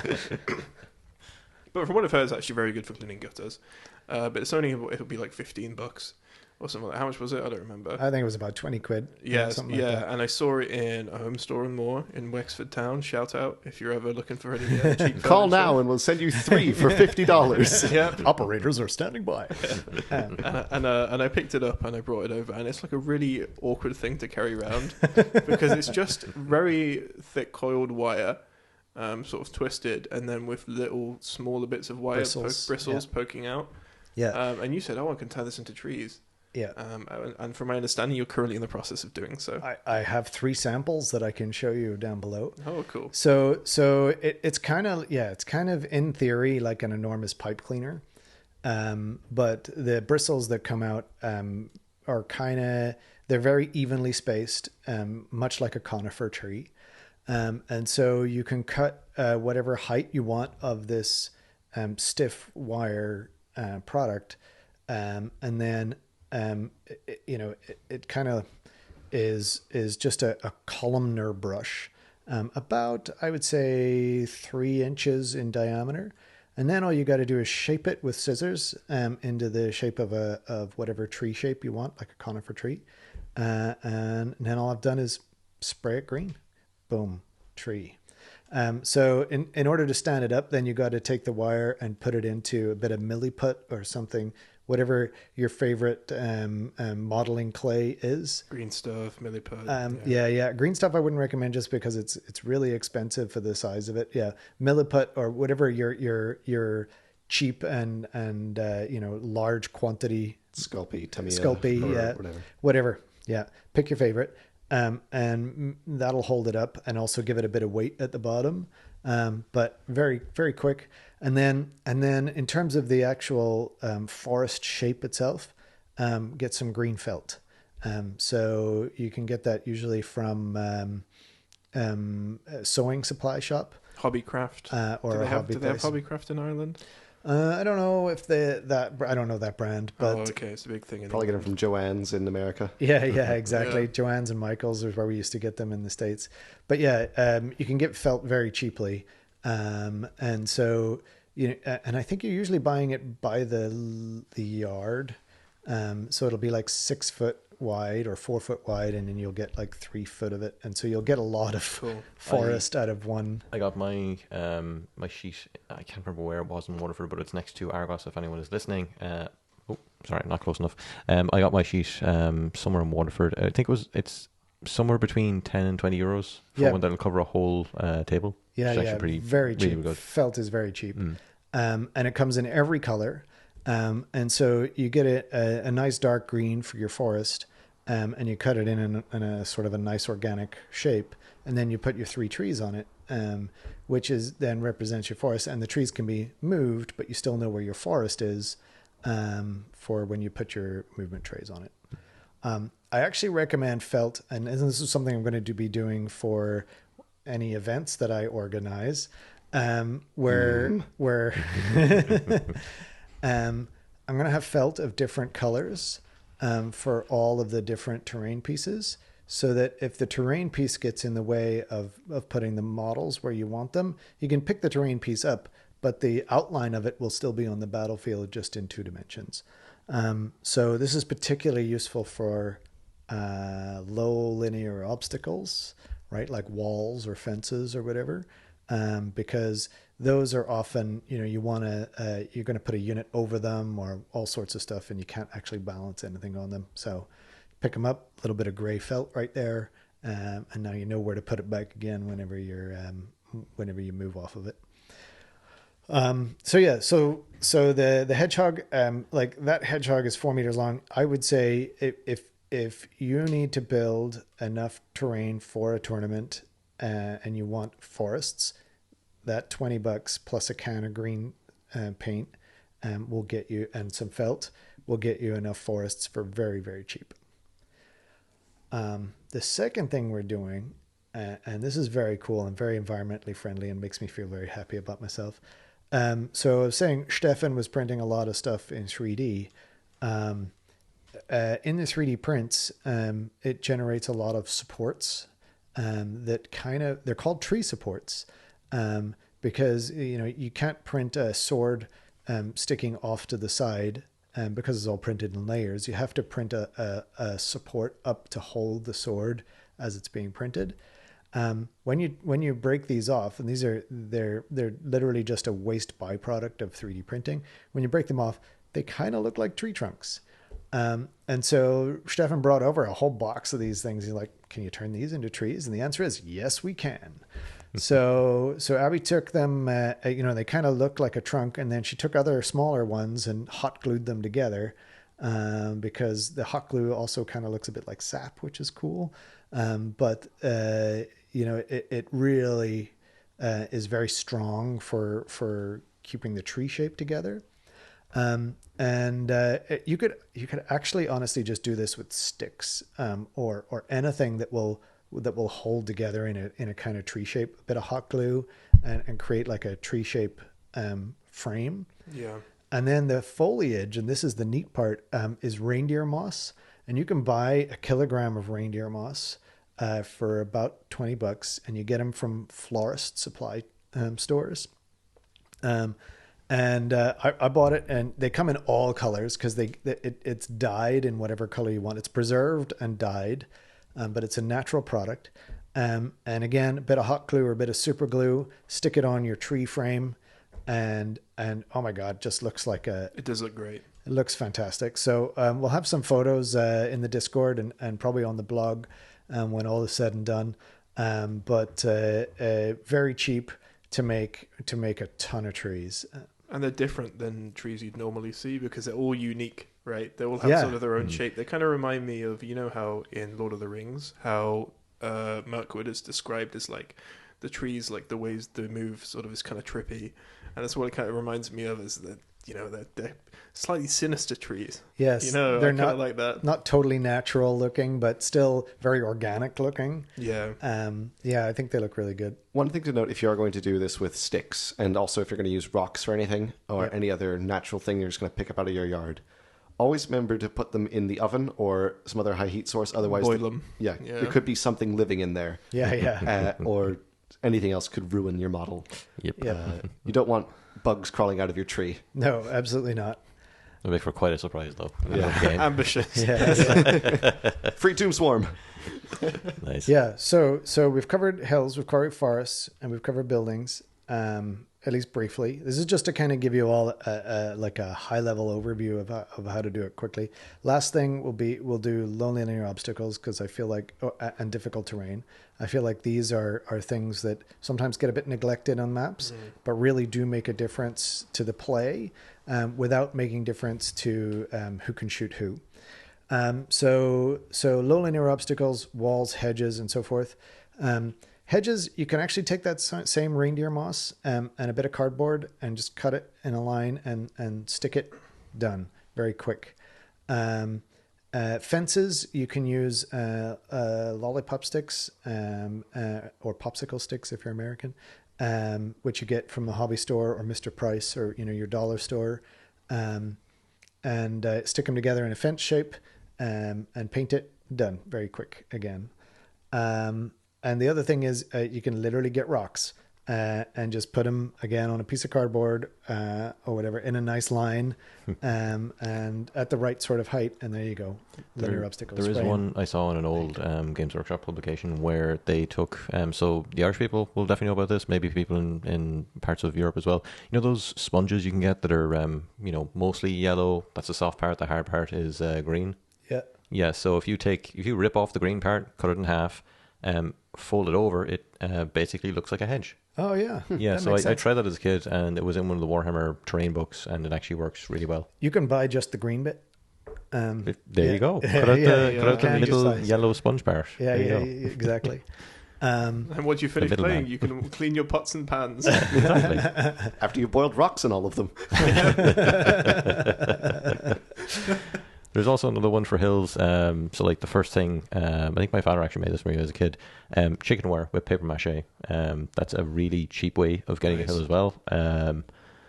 Aside of that, obviously buy acrylic paints, big, massive, bulky stuff for the terrain. I've done that for an Ammo Shabby Alley kill team board, and it just the whole thing. It just covers the whole thing, and it's just fine. I think you can get cheap sand in hobby shops as well. Just use the cheap stuff. Black and white paint are ideal because you can, like if you're doing kind of, I suppose, more of a futuristic thing, you can paint the whole thing extremely cheaply black and then just mix the white paint with the black paint. There's your grey. If you need to have a gradient in different areas, just mix up the mixture. It's fine. There's also, aside from styrofoam, there's high density styrofoam. You can put that stuff, and I have used that stuff on my kill team boards before, and it doesn't bubble up or anything like that. I'm not sure if you mentioned that before as a styrofoam, because I know there's a ball one, and then did you mention the high density The one? high density stuff, Okay, yeah, yeah. that's what you Yeah. get from the hardware stores. Perfect. Right. I thought that was one you were talking about, but I wasn't Yeah. sure. There's that. There's also expanding foam is another one. Have Oh, yeah, any of you yeah, used yeah. expanding foam? Oh, it's so fun. Yeah. So like literally just make your It's a shapes. spray. Yeah, Yeah, yeah. exactly. So like you definitely want to have a fairly sturdy Base. flat timber, I would say, not even cardboard, because cardboard will bend. When this stuff dries, it I think it shrinks a slight bit. So if you even if you use wood, it's still going to bend a little bit. Once you have your basic shape picked out and all that kind of stuff, you're going to have to basically go at it with like something to cut with, and it's going to blunt whatever object you use very quickly. Styrofoam does that no matter what, so don't use your hobby knives on that stuff. But anything you can use, like I suppose a hot wire cutter would work for this too. Yep. Once you have done all the done with the shape and all that, car fillers worked pretty well for me, and then sand that down again. Yeah, I know. Yep. And then I think what's your man's name again? I forget his name. The terrain tutor guy. Does anyone remember him? Or well, he still exists, but Mel the terrain tutor. He had this really good tip for basically the big sponges you can get in art shops. Tear them up into very small bits, mix them up with a acrylic paint and artist medium, and I think PVA, or maybe artist medium. No, not the medium. PVA and paint, and then you can. That's a kind of way you can get foliage. That's actually how I made like a forest, car fillers and all that. Yep. What else was there? One point about your chicken wire and papier mâché, that's a great way. You can do hills that way. It's also really good for doing impassable terrain, because it's easy to make sort of, if you're not artistic, you can literally just make any kind of blob of a shape, and there it is. It's rocks, exactly. Right? And the expanding foam is kind of the same. Really good for making. Hoodoos, is that what they're called? Like the Roadrunner style tall things from the desert, right? I know what you're talking about.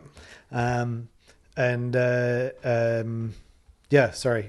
Sorry. The last thing, literally, when you were talking about that, I remember what the last thing was that you used artist medium for making your own wash, which I think Eric's Hobby Workshop. I read up on how he did this.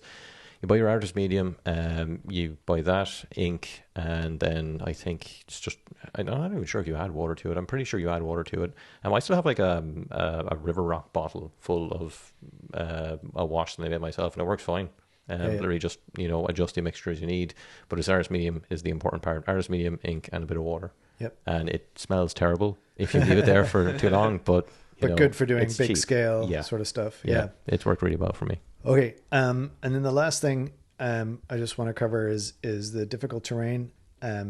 So absolute number one easiest thing to do is to, and this is an old wargamer trick from historical war games time, is to make fields. So like crops. Wheat. Wheat indeed, or corn or barley or whatever it happens to be, but it's just made out of a doormat. So those sort of bristle doormats you can buy, they're literally I think I picked one up for £6 at my local sort of dollar store. And that'll. You just used you said £6. I know, it's not a dollar store. And then it's euros, and it's only euros. Hey, I'm a multinational spender. 6 currency at currency store. Exactly. And then I got my change in yen. Anyway, the mat, I think if I cut it up, it'll probably give me somewhere between 6 and 10 fields. They're about an inch high, and they're you don't even have to paint them because they're natural and they look like a crop, but you could absolutely paint them if you wanted to. And then you can put your low linear obstacles, right? Your fence that you've made or your wall that you've made around the field or around one side of the field, and put it near your house, and it starts to look like, hey, this is an actual place. And now it's like, oh, let's fight over the farm instead of... Let's fight over the X-shaped random terrain bits. Exactly. Love 'em. Oh, there's actually one more thing I just remembered. Textured plastic art is a thing that's being made now, and it's really, really handy. What? Yeah, so the way there's cool. plastic art, it's basically they bet that into a shape that looks like bricks on a wall or something like that. Oh yeah, cut it to shape, glue it to a piece of wood, a cube or something like that. And That sounds extremely handy. Yeah. it is very handy. I wonder, I actually made. how expensive is it? Not too expensive. Definitely under a £5 for a sheet. Oh, that's good. I have this little garden shed for a farm that I made, and I just put it on 4 sides, and I made up a door out of matchsticks or something like that. I'll send a picture on the Discord later on. Neat. Yeah, it's handy. If we did want, we were mentioning 3D printed terrain earlier. The other side of that would be probably slightly more expensive to have a friend do or have one yourself. It would be laser cut terrain, anything like that. Yep. Makes really good buildings. Yeah, it does. That's MDF. Yeah, it is. It's cut into 3mm MDF, and yeah, it's great. Also because you can etch You can do some brickwork and stuff. brickwork or whatever else on it. We had one of those at my school. Yeah, That was good. yeah, It stinks though. yeah. It does. It does. and Yeah. it can catch fire. For Which like is, years, it will stink. Yep. So obviously we all played Ben ran the Warhammer Fantasy roleplay campaign for us, and we had a boat on it, and I made a boat, and that was all just made out of lollipop sticks, right? It's unbelievably good, that boat. So this day, Yeah. I think about it all the time. Yeah. You can make log cabin out of lollipop sticks. It just takes a bit of glue, and it's all PVA glue, so it's the cheapest glue, and a bit of time, and it's actually kind of fun, right? And to figure out, okay, well, if I lay them like this and I do it like this, how do I actually make a wall, and then how do I make a roof? And I happen to also have a bandsaw, which means I can literally just make stuff out of lollipop sticks and then cut it to the exact shape that I want it to be. Chop off the rounded edges, so that way they're all plank shaped. Yeah, exactly. But that just speeds things up. You can absolutely do the same thing with the like a fine tooth hacksaw would do it and not wreck your lollipop sticks. So there's a ton of hobby in the terrain making. I think that where we're at right now with the game, everybody's hobby time is spent on trying to make an army. I have the privilege of already having had a fully painted army sitting ready to go. So yeah, jumping in and doing the terrain thing, and really, really enjoying the results that we're getting. Shall we do a little update on where we are with our armies? And Let's do it. yeah, That's a great idea. Why don't you start? okay. So I have 2 armies pretty much fully built that I'm maybe I've got about 3,000 points of them, but I'm slowly adding bits to it, which are Empire and Dwarfs. I've been painting quite a lot of them. I have pretty much everything now from either list, but I've just painted up some old Slayers that I have, in hope that the Arcane Channel comes out and they're pretty good. And then there's this. They don't make them anymore, but they used to sell plastic boxes. This company called Avatars of War, and if you've been on eBay a lot, you've probably seen them. But they're really cheap alternatives, and they fit perfectly into Games Workshop models. And so I picked up a box of Slayers from them, and it was like €20, and they're dirt cheap, and they're really good. One of them has its middle finger up, so they're slightly more like heavy metal Slayers. So I've just painted up some Slayers. I finally got an Anvil of Doom. It's the old one. That's on the wheels, which is cool, and I've painted that up. So there isn't really anything left for me, for my dwarf army to do that I have an urgent need for. And then for the Empire, I haven't really been painting up that much. I'm currently painting up a War Altar of Sigmar, which is a conversion from the Luminarch of Hysh, which if you're a Total War player, you'll know what that is. It's like The a big laser beam. cannon, Yeah. Is it Hish or is it Heish? Heish, I don't know. It also makes the other one, Vinton. You know what I'm talking about? The Celestial Hurricanum. Yeah, Celestial Hurricanum, yeah. And you basically just flip it around for either one. But I'm turning that into War Altar Sigmar because I think it's very good. Yep. And then I'm also working on my Demons army. So I have just finished painting a Lord of Change. I've got about 20, 30 Blue Horrors, a bunch of Plague Bearers, a bunch of Khorne guys.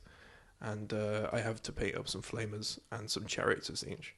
So I've got 3 armies on the go. It's a little overwhelming. You've got 1 army on the go and 2 fully done. Sounds well, like. I'm still adding bits to them, Yeah, like the chariot. I've got a second Imperial Griffin I want to paint up, which isn't. Oh, I don't want to paint it as the Karl Franz guy. I want to paint it with the wizard. I haven't even seen the first one on the table yet. So. No, I'm bringing it to the GT. Oh, nice. Yeah. The what now? He mentioned it. It wasn't me. Why am I on fire? So Ben, what's your fourth army then? Orcs and goblins. I've got an orcs Oh my and goodness, goblins I was joking. Yeah, I just hopefully no one I work with listens to this, but sometimes if I'm doing a task, I'll be like using my mouse with one arm and then like gluing something with the other arm, or like in a call when I'm talking, I need to do something with my hands, so I'll just be cutting stuff off sprue. And people have made comments in meetings where it's like, "Ben, why are you holding pliers?" And I'm like, look, I need to do things with my hands. I can't sit in 4 hours of calls without. So I find myself having a lot of time to do it. So my desk right now is half work stuff and then half just hobby stuff, and it's a complete tip. Nice. But yeah, I'm really getting into it, and I find it fun and relaxing. And I think one thing I'm really appreciating is the imperfections in models. Like I really like if, say, a banner breaks off of a unit, because then I'm like, oh, what do I do now? Do I replace its arm? And sometimes what I do is I'll like put the banner broken on the ground, as if like he's been in battle and someone shot his banner off of its standard.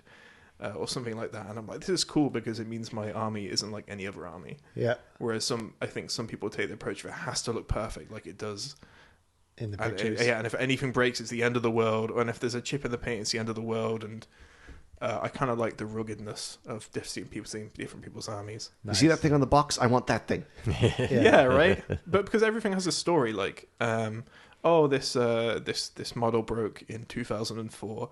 When I was in Wyoming. Where is that? I still remember a game of 8th edition against a Vampire Counts player. You had a huge block of zombies, and every single one was entirely unique, and were all dead in different ways. Cool. And one of the models from it was just a pair of legs.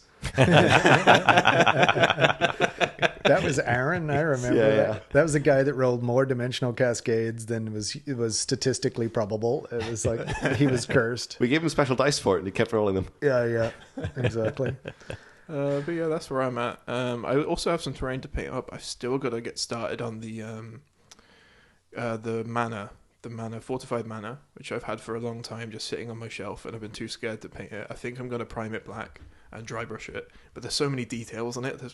The one thing about Empire and Imperial architecture, there's skulls on everything. Yeah. There's just so many skulls and skulls and skulls and skulls. So they were like, oh, the door's got 7 skulls on it, and the windowsill is made of skulls, and then the roof, oh yeah, the chimney's a skull. It's a giant skull. Yeah. And it's like, We're the okay. good guys, by the way.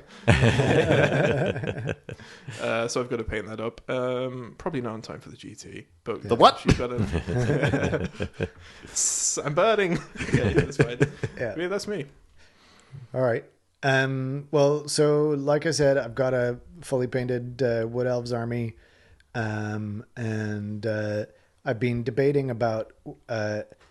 First off, I think Wood Elves are kind of busted in this edition. They're kind of annoying to play against, and I think on top of that, once all of the GT stuff is done, I do want to kind of pick up the paintbrush again and actually start painting some models. So I've been debating about what army to play. When the edition was first coming out, I'm like, yeah, Bretonnians. I've wanted to do a Bretonnian army for ages. And then it was just like, oh, everybody's playing Bretonnians because they were the launch army. And so then I thought, okay, I'll do Orcs and Goblins, and I'll do a sort of a Night Goblin army. And I started printing them. Guess what the third most popular army is? Right, it is that. But above and beyond that, Stefan, who is now in our local group, he's doing Orcs and Goblins, and I'm like, okay, It's his first army as well. it's his first army, and I'm like, I while I obviously could do it and play it as well, I think it's more fun if we have more of a mix in things. And so the final part for me was I really want to pick an army that I'm going to have a lot of fun painting. And because when I was printing those Night Goblins, every time a Night Goblin came off the sprue, it was like, I'm coming to get you. I was just like, playing with my war dollies, I was just having a lot of fun. And so I think where I'm going to go next is I'm going to build a Chaos Dwarf army because, Yes. oh my God, I love the dudes with the big curly mustaches and enormous hats. It's just, they're so fun and silly and campy.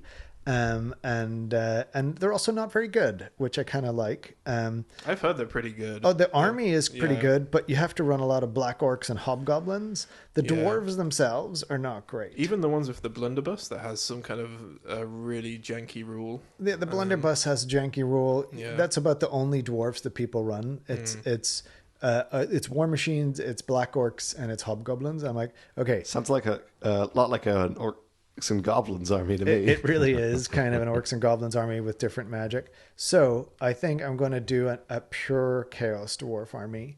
I don't know if that's even going to be viable. I don't know. 12 models. I don't know if I'm gonna regret it and go, oh my God, I really need hobgoblin cons in this army or whatever. But it's the dwarves that I really like, and it's the big hats, and Kadai Fireborn. the maybe the Kadai Fireborn, but certainly the Iron Demon. And I think I have to make it look like Thomas the Tank Engine. Thomas the Demon Engine, yeah. That's it. And if I have two, maybe Thomas and Edward, I don't know. We'll figure that out. But it really just sounds like a fun hobby project to kind of paint up some dudes with big hats and big bellies. Mark. Yeah, sure. Still working away on my Dark Elves. Ben is pretty much putting me to shame at this stage. It's putting all of us to shame. Yeah. I suppose I'm not alone in that way, which is I think nice. you painted as much as like all three of us combined in the last month. Yeah. Probably. Yeah, you have. There's no question. You have 6,000 points of painted stuff. Like, I think I might have removed mold lines, and that's it. Yeah, I mean, I have some core. I need to finish my Dark Riders badly because I think I have like one almost done, and most of the rest that I would ever run prepared. An awful lot of the models that I would want to work on are metal as well. And I need to remove the mold lines from everything because if I spray them and pry them and all that kind of stuff and it shows up later on, I will always go back again with the hobby knife and then recoat it with the primer, and it's just a pain in the arse for me. Have a bit of unfortunately. hobby OCD. Yeah, definitely. Particularly with the metal models and particularly with mold lines, unfortunately. There's also converting everything. So that's a pain as well. Like, you know, the way the shield guys, they usually have like a handle behind them. The Dark Elf Warriors don't have that. So every single model that I have with the shield and the spear has to have like a little green stuffed handle here, around where the fist is, and then at the lower forearm there's like a strap that goes on it, just like the box art, which I think was what Finton was describing as the opposite of Ben earlier on. Unfortunately, I do fit that. I do fit that mold pretty well, I will say. Unfortunnely, like my Reaper Ball Thrower has little strings on it as well. yes, I was going to say it was you who was going to put a string on every single crossbow. Yeah. Yes, I'm going to do it. Unfortunately, Not unfortunately, it's a labor of love. Reigns. It's a very slow labor of love. When it's done in 3 years, it's going to look great. Yeah, rains on every cold one. I mean, I was talking about cold one chariots before, and yeah, they're probably going to have reins on them in some way. I'm going to figure out some way. I even discovered part of the chariot is called a yoke as well. That's right. I didn't know about that, but yeah, learning a little bit about it as well. You should watch Ben-Hur and then model your chariots after you've seen that. Nice.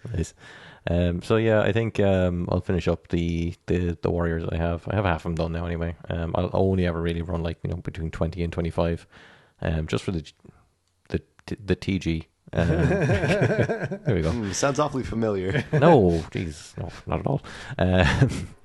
And then after that, you know, in the future, after the TG is done, I'll probably try to sort out some witch elves or something like that. An easy way as well for me to make up the points is to add yet another dragon to my force. Be an awful lot of points very quickly, and I'd have a fully painted army.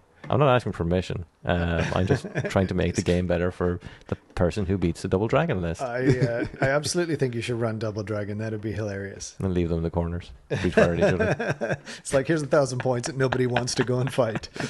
It's okay. It doesn't want to fight you too. It's going to stay in the corner and run away. They should just have it fly and breathe fire and never get into combat. Mirage me.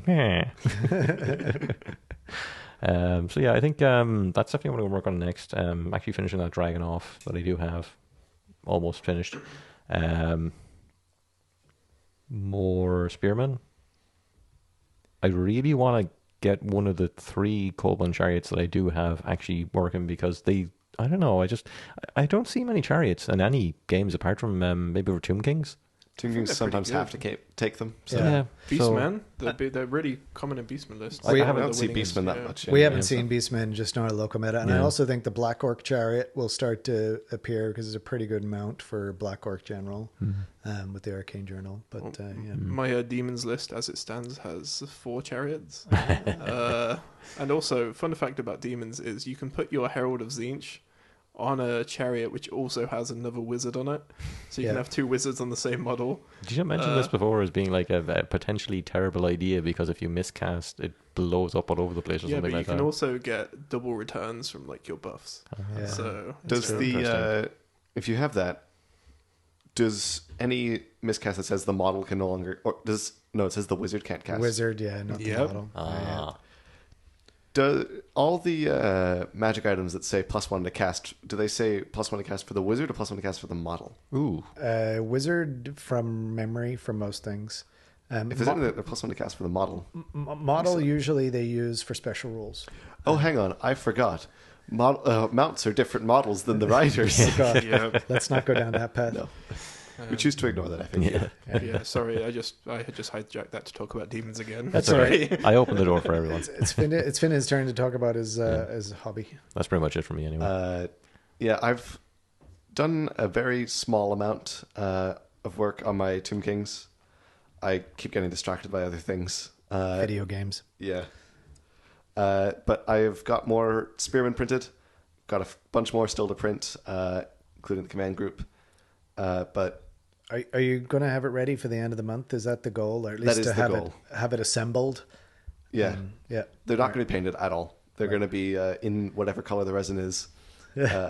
And Which is mostly white, to be fair. So Yeah. that'll work. they're freshly dead. Fresh to dead. They've been polished. These nice, clean white bones. All right. But I'm looking forward to getting more Ushabti printed, and just it's a very infantry heavy list that I've built. There's no huge monsters or anything, I don't think. I'm really looking forward to playing them. It's just Yeah. getting the models out is the difficult part. Yep. We had a 3D printer snafu that has now been resolved. So hopefully all the terrain stuff is out of the way, and we can get your army Yes, finished. my very nice looking Japanese Tomb Kings. Yep. I'm excited to see those on the table. so I excited. do have, I have no use for them, but some kind of, they're resin, like power sword katana things. Would they be any good to you? Because now that you think about it, you mentioned Ushabti, they're really big, so... They've all got their weapons and things already pre-built on them because they're all 3D printed. Oh, so okay. the models print is one part. Okay, never mind then. I'll send on a picture anyway, just in case you have use for it for anything else. Oh, thank you for the offer. Yeah. Maybe put like a big katana in like the bone dragon's mouth, and it's like, a tentacle hunting I knife. do have a model for the Tomb Scorpion, which is a tiger with a giant katana in its mouth. Nice. I like it. Which I'm going to be using. It's on a big scenic base. It looks really nice. Nice. Because, who's going to find a Japanese scorpion? Like, that's just not something that exists. Yep. The two options I have are either that or a massive Oni skull with spider legs. Not a huge fan of that one. It looks a bit weird. But I like the idea of the tiger with a katana in its mouth. Nice. Yes, that should absolutely have Monster Slayer and Killing Blow. Yes. It's a big sword. The Art of War. Okay, so we're in the Art of War section now, and for anyone who's listened to the past 3 episodes, we have been sort of collectively ranking all the laws of magic, and we finished last time. So what we did is we each assigned each law of magic a score out of 10. So like Finton would say 7, Mark would say 8, AJ would say 8, and then me, would say 8, and then we'd add them all up, and we did that for each law of magic. And so we've come out of the back end with a ranking of where we all believe collectively they sit. And there are variances between people at the table, people in the podcast, but not that big really. I feel like it's quite defined. So shall we read them starting 8th to 1st? Yeah. First. And before we do that, one thing that I want to point out is it's very, we're kind of looking at these a bit in a vacuum. And, you know, given that certain armies can only get certain lores, you know, certain armies are better with one lore than with another. You know, if you've got a lot of choice of lores, it's very easy to look at one and just go, this is not good. If you've got only a few lores available to you and one of them is one of the ones that maybe isn't the best, that doesn't mean it's not a good lore. It's just that, you know, other armies are going to be able to do other things better, you know, or with a different lore. So I think there's a lot of situational stuff in here, and that's obviously very applicable to WoW Magic. That's only available to one army. So There's also to note that we've been mostly considering these in the capacity of level 4 wizards, but like there's a lot of things that you can do with lower level wizards with certain lores that is not a huge factor, at least in my scorings, but I know for some of you guys it might be different. But generally just take all of this with a grain of salt. This is not a, like, if you have access to this lore and a lower ranking lore, never take the lower ranking lore. Don't. That's not how it's meant to be. It's mostly just meant to be, here's how we think, how we perceive the strength of the spells. Yep. All right, number 8. Number 8, yeah. And I mean, case in point, number 8 has 2 of my favorite and most, in my opinion, the most powerful spells in the game, but it still came in last. And it is Dark Magic. Yeah. So this one ended up with, I mean... What are the 2 spells out of interest? Battle Lust, I think it's called, which is, I think it's Frenzy and Hatred. That's a very good spell. And then there's a curse which gives you minus toughness and Word of Pain. Word of Pain, yeah. But the rest of the lore is kind of... absolute crap. The conveyance spells I like for it, but the thing is it's specific to like a single character moving around. You basically get to teleport yourself 12 inches. Yeah. Compared to something like Travel Mystical Pathway or Arcane Urgency or Steed of Shadows, it's not very great. And there's a lot of spells in there that are just terrible, including the signature. Yeah. Doombolt, it's not great. I also think that the value, at least for me, of Dark Magic's Frenzy and Hatred is not amazing, especially considering the armies that can get access to Dark Magic. Like Beastmen and Warriors of Chaos both have very easy access to Frenzy in a lot of the units. Yeah.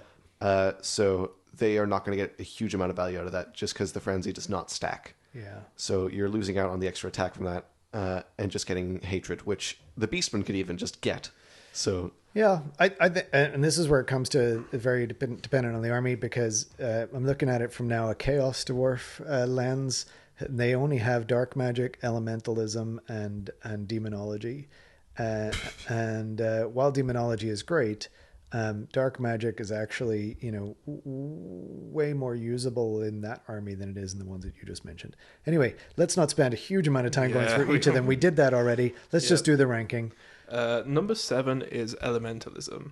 Again, there's some really good ones in there. Plague of Rust, Wind Blast, but it did just fall short of the others. And I think it's one of those lores you really want to have the familiar for, and it can be great. Or, you know, take Sisters of the Thorn and just choose a spell. Cheaters. Elementalism is kind of, to me, just like the most mid lore out there. It's fine. I mean, if you're playing a gunline, though, it's kind of nice to have like a guy. Yeah, but there's a bunch of stinkers in there, though. There are a bunch of There was some list that did really well with it early on in the Old World's kind of life cycle, even though it's, you know, nowhere near dead at all yet, where someone put Gracier and a Screaming Bell with Elementalism, and I think someone, you know, for some reason that was meant to be the deciding, you know, an important part of the list. I don't know why, but yeah, at least that was what we're mentioning, because, you know, Skaven, they badly need pretty much, you know, whatever they can get. So I know a lot of people really like it. I've not had success with it. I give it a low vote. Number 6, we have High Magic, which is the ones that the elves and the lizards get. Yeah. We didn't spend as much time on that as the others. I feel like there's some kind of like spells in there, but the one that really is the good one, in my opinion, is the ethereal one. Yeah. But I think Fury of Cain is very good too. Fury of Cain, yeah. And that stacks with everything because it's extra attacks +1, Yeah. which is very nice. Yeah, but I did hear some people say that it's the lore where you need to have your wizard basically be behind a load of stuff and then buffing that, as opposed to doing pretty much anything else, like, you know, trying to, yeah, I don't know, zip to the other end of the battlefield and do something there, or like be bunkered in a unit. Yeah, it just feels like all the armies that have it have access to other lores that probably suit their play styles a bit better. And a lot or the of other meta. lores. Like, Yeah. all of those armies are kind of magic specialists. They're Yeah, good yeah. at magic. Yeah, Number 5, we have Necromancy. This one was kind of hard to rate, I think, because it's... in the armies it's good in, Yeah. it's really good. Which is Tomb Kings, Vampire Counts. Yeah. I mean, you can put that in an Empire list. I don't know why you would. It's kind of the bottom of the barrel for Empire, in my opinion. I tend to agree, But yeah, but in like especially Tomb with Kings, wizard stuff. whew, Yeah. Tomb Kings and Vampire Counts, especially like the Wailing Dirge lists, you know, where they want to stack those leadership debuffs. Oh, You God, can I bring hate someone down by like -5 leadership and just Gross. you don't get to play Gross. bravery anymore. Yeah. well, it's one of them at the thing we're going to. Yes, the PG. Yeah. So I'm very excited to play that. Yeah. And then number 4, we have Old Faithful Battle Magic. I'm surprised it's so low down. It's right in the middle. It's I 4, guess. yeah. But it is a very you can't go wrong with it. It's a very, I think it's a very solid lore. And you know, I ran double battle magic level 4s, and only because I'm rolling, right? When you're rolling, you're not too worried about Battle magic is a what you great get. roller lore. Yeah, it is. Yeah, I think so. I think all the spells are like pretty good. Yeah. There's no like real stinkers. Obviously, Fireball's nice, but so is Cur- Arcane Urgency. Curse of Arrow Attraction's kind of a stinker unless you're running, you know, a bunch of shots where it 12 actually makes, Outriders. yeah, exactly. 31 poison shots. If your yeah. opponent's playing dwarves, Curse of Cowardly Flight is going to do nothing for you, but That's there's fair. cases like that in Yeah. every lore. Yeah, exactly. Something I just thought about, actually. So if you take, you know, the way every army can have level 4, so they get, you know, 4 spells to choose from, they roll from them, and there's always an extra magic item that lets you get the whatever it was called, the an additional spell. Spell familiar. Yeah, that's the one. Could you do something like put the Ruby Ring of Ruin on a level 4 to make sure you get Fireball, and then swap Fireball out for No. the signature? No, the Ruby Ring of Rune's a bound spell on a magic item. It's you can roll Fireball and you. You can't cast the same spell. Are you saying though, swap out the Fireball from the Ruby Ring? No, I Oh, don't mean okay, that. I mean, sorry, swap I'm if you get misunderstanding. the Fireball, Yep. then swap that out for the signature. Otherwise, if you don't get it, you already have it. You from the wouldn't. ring. You wouldn't. Well, yes. I mean, you can do that. Ruby Ring's just one use, though, isn't it? No, No, you it's can cast not. as many You can times as cast you as many want. times as you want, Yeah. but you're casting it as a bound spell at level 2, which isn't quite as good. Probably the reason we call it the Ruby Ring of You Win, I mean, probably if you roll Fireball, you're like, hell yeah, 2 fireballs. But can you cast the bound spell as well as Oh yeah, as well as cast the spell itself? oh yeah. Oh, yeah. I thought you weren't allowed to cast the same spell from the same wizard. Well, one's coming more- from the magic item, and the other one is the spell that the wizard knows. So And the Doesn't magic count item as one casting, is, at level 2. yeah, It's a different instance of the spell. yeah, It's not. you can absolutely do it. Oh, okay, I actually didn't know you could do that. I The, thought that you weren't allowed to. I don't think it's a good idea to put the Ruby Ring on the wizard, but that's beside the point. Let's we should move on. go Yeah. back to the rankings. Number 3 is Illusion. Yeah. Good old Illusion. I think my perspective on this one has changed. At the beginning, I was like, Spectral Doppelganger is like the coolest spell ever. But now I'm like, oh, that big column of crystal. And Yes. and the thing is, oh, you can't charge. Yeah, Those are the 2 Yes. gems for me. That Those are one is great. like... I feel like I have to take an Illusion Wizard in every list so I can get that off on Dragons and just say, oh, you can't do anything. Yeah. Illusion is great. I think it definitely wants a lore familiar though, like because it's a toolbox, but in order to get the tools that you want to be able to choose them. It either wants a level 1 or a level 4 with lore familiar, I think. Level 1 with the glittering robe is quite nice to have just in something like an Empire list to make something a little bit harder to shoot at Yeah. or even hit in combat. Yeah. It's a solid lore overall. There's a lot of things you can do with it, but it definitely does need that lore familiar because there are some very bad spells in there. Or situationally bad, right? Yeah. Yeah, for sure. And then, watch out, lads! Coming in at number 2, it's War Magic. This one was hard to rank because it's available to one army. But it's so good for that army. Yeah. Wa is just It's kind of like an obligatory number 2. yeah, and I think certainly all the lists I've been looking at that are doing well are running at least one wizard with a WoW magic on it. So All the Orc and Goblin lists. yeah. sure, Every list. every list is running WoW. Wizarding hat. Which means at number 1 we have surprise, surprise! It's Demonology. it's so good. The best Yep. lore. I love it so much. Are there any bad spells in it? No. Yeah, the vortex isn't that great. It's random movement. There isn't a vortex in... In There- Demonology, is there is, there? yeah. It's because you've never taken it. Spiritual No, vortex. I forgot that one. That's the exists. swap out one. Vortex of Chaos. Oh yeah, It's that's called, it. 15-inch range. It's treated as dangerous terrain. D6 plus 1 strength 3 hits. Yeah, so it's Wow, my It mind is- just glosses over that every time I think of the kind of It's it a is mental kind of block. crappy. So you wouldn't really want to roll it, but it's the only really crappy one. in If the you roll lore. it, swap it out for the amazing signature. Oh my Yeah. god, the signature is so good. All the other spells are also really, really good, including Gathering Darkness, which also can be really fun to stack with the Necromancy leadership debuffs, so you can just get ridiculous amounts of leadership gone. And that could be a thing for Empire lists. Demonology is so good that I built like a specific wizard build. The spell slinger. The spell slinger, yeah, Pew, I gave pew, it a name. Which is if you're interested in this build, go to the Rank and Flank website. Yeah. I wrote an article about this is the build I use for my wizard every game now, where you get the Demonology signature spell, and then you also have Battle Magic because you have Arcane Familiar. Yeah. And then you also take the wizard staff, so you get +1 to cast magic missiles. So you're casting possibly Fireball, and definitely the signature spell from Demonology at +5. So check that out. It's That so was, good. yeah, it's so it's a- good. I don't like that wizard at all.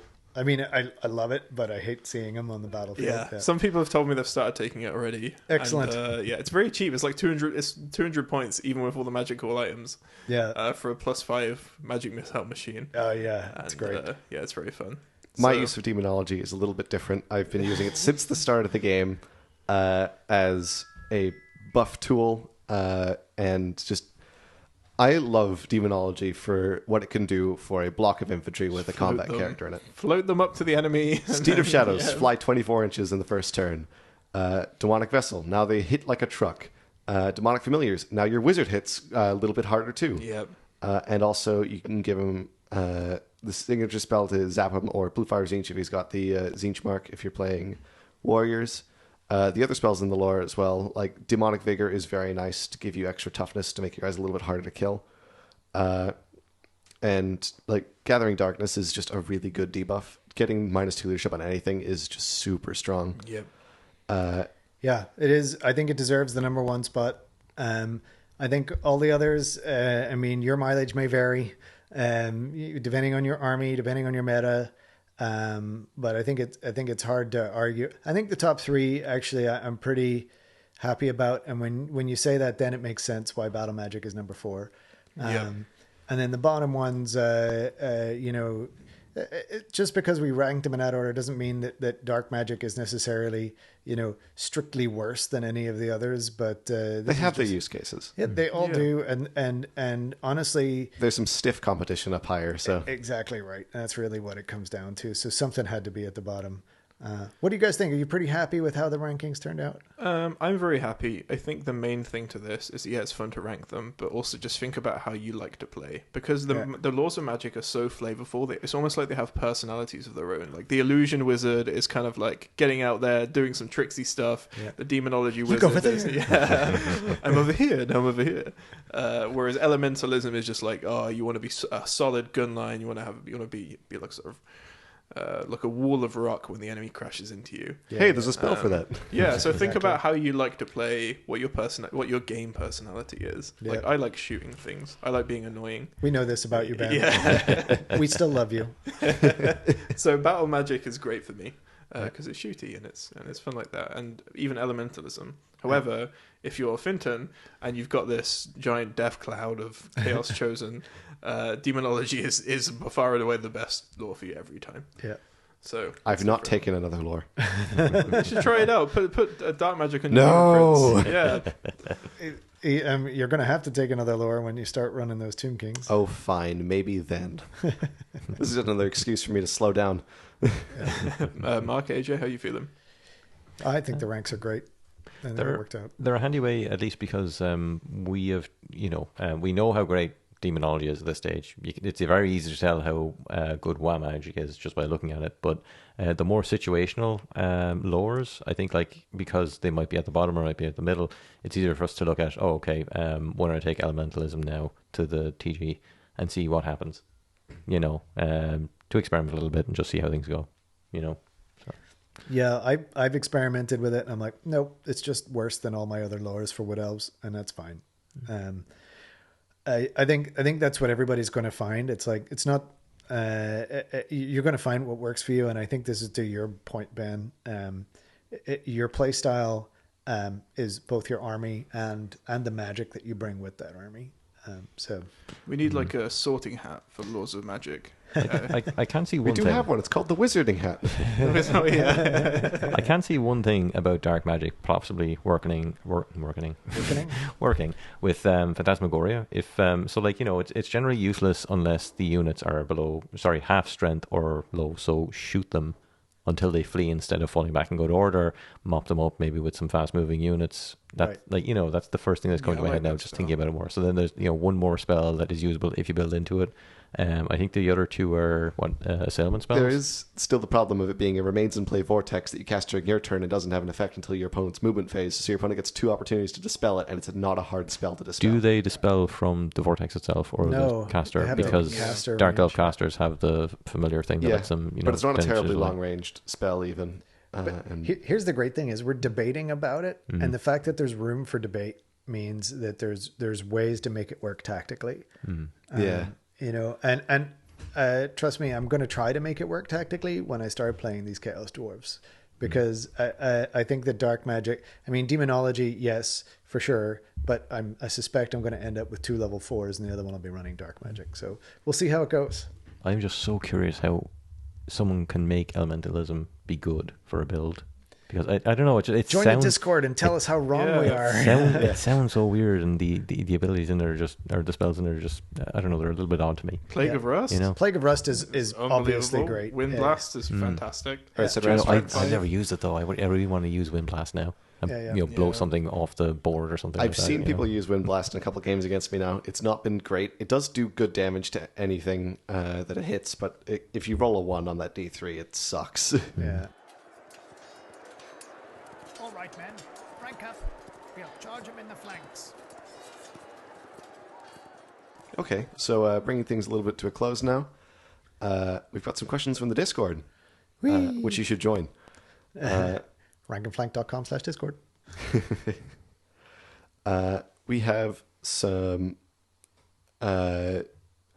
interesting propositions in terms of rules changes and things to cover of about different special rules and general... Get on with it. Okay, fine. So remains in play spells. Yep. There's an interesting proposition from Earl of Kent on the Discord of should they just be made changed until the start of your next turn? So Would that make them more worth using? there are some spells that are like that, and so the proposal is we just make them all like that. So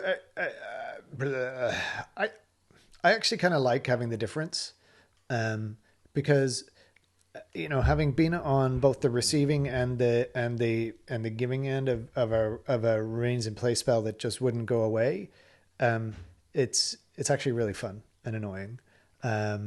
For example, somebody put remains in play regen on their Grail Knights, and I couldn't dispel it, and oh my god, the Grail Knights just wiped the floor with me. Likewise, I've had Pillar of Fire bounce around on the battlefield and go, how about some more damage to you and some more damage to you? And they tried to dispel it twice, and it's like 4, 3 on the dice. And I'm like, yes, go Pillar, go. So there's an argument to be made, but I think you can actually have more powerful spells if they're potentially easier to dispel in that way. I kind of like that. Like Pillar of Fire is a really strong spell if it stays in play. So the fact that it often does get dispelled by only doing something once is a good balance. What about other people? What do you think? I think that, in my experience, I've not seen a Remains in Play spell work once in all the games that I've played. Even using them. I brought Fleshy Abundance to one tournament, which is the Remains in Play, cast on a 7+ +1 toughness for a unit. It is really, really hard to make them work unless you are specifically avoiding the enemy wizard, which is not always possible. Sure. If you are avoiding the enemy wizard and keeping out of their dispel range and throwing vortexes at them and hoping they work, or controlling them if they have it's one of the controllable vortexes, then they can be fine. But the majority of the time, it's just not worth it. And I think it'd be interesting to try running a couple games with until end of turn, especially for vortexes. I think that would make vortexes a little bit more worth using. Ben, Mark, any thoughts? I've had some success with them, even the random movement vortexes. Like, I think Pillar of Fire is, at least people talk about it like it's one of the best spells in the game. I haven't had that much success with it, but when it has been useful a few times, and it does do a lot of damage. I don't know if vortexes need any changes, or Remains in Play need any changes at the moment, but it's an interesting proposition. Maybe they will change it. There probably just need to be maybe one lower casting value, I think, in my opinion. Usually, One lower? Yeah. Makes them really easy to dispel then? Oh, sorry, yeah, I forgot they're easy. Yeah. Okay, maybe not then. Make them harder to cast. Yeah.